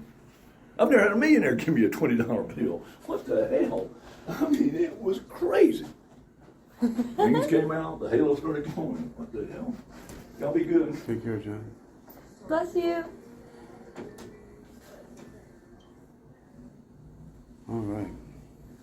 So, well, somewhere embedded in there is the that article that I read earlier from NASA. It was a good pick.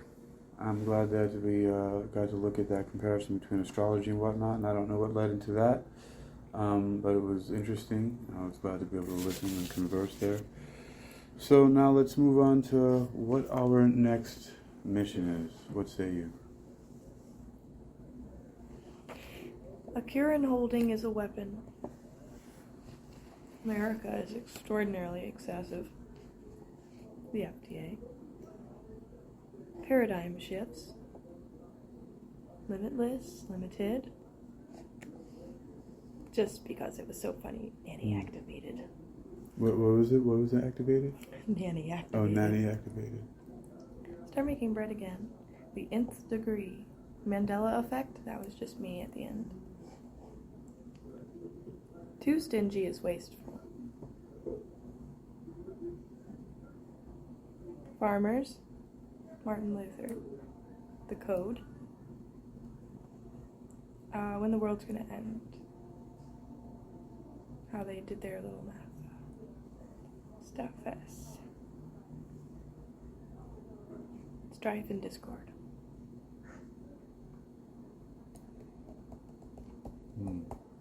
Winn-Dixie.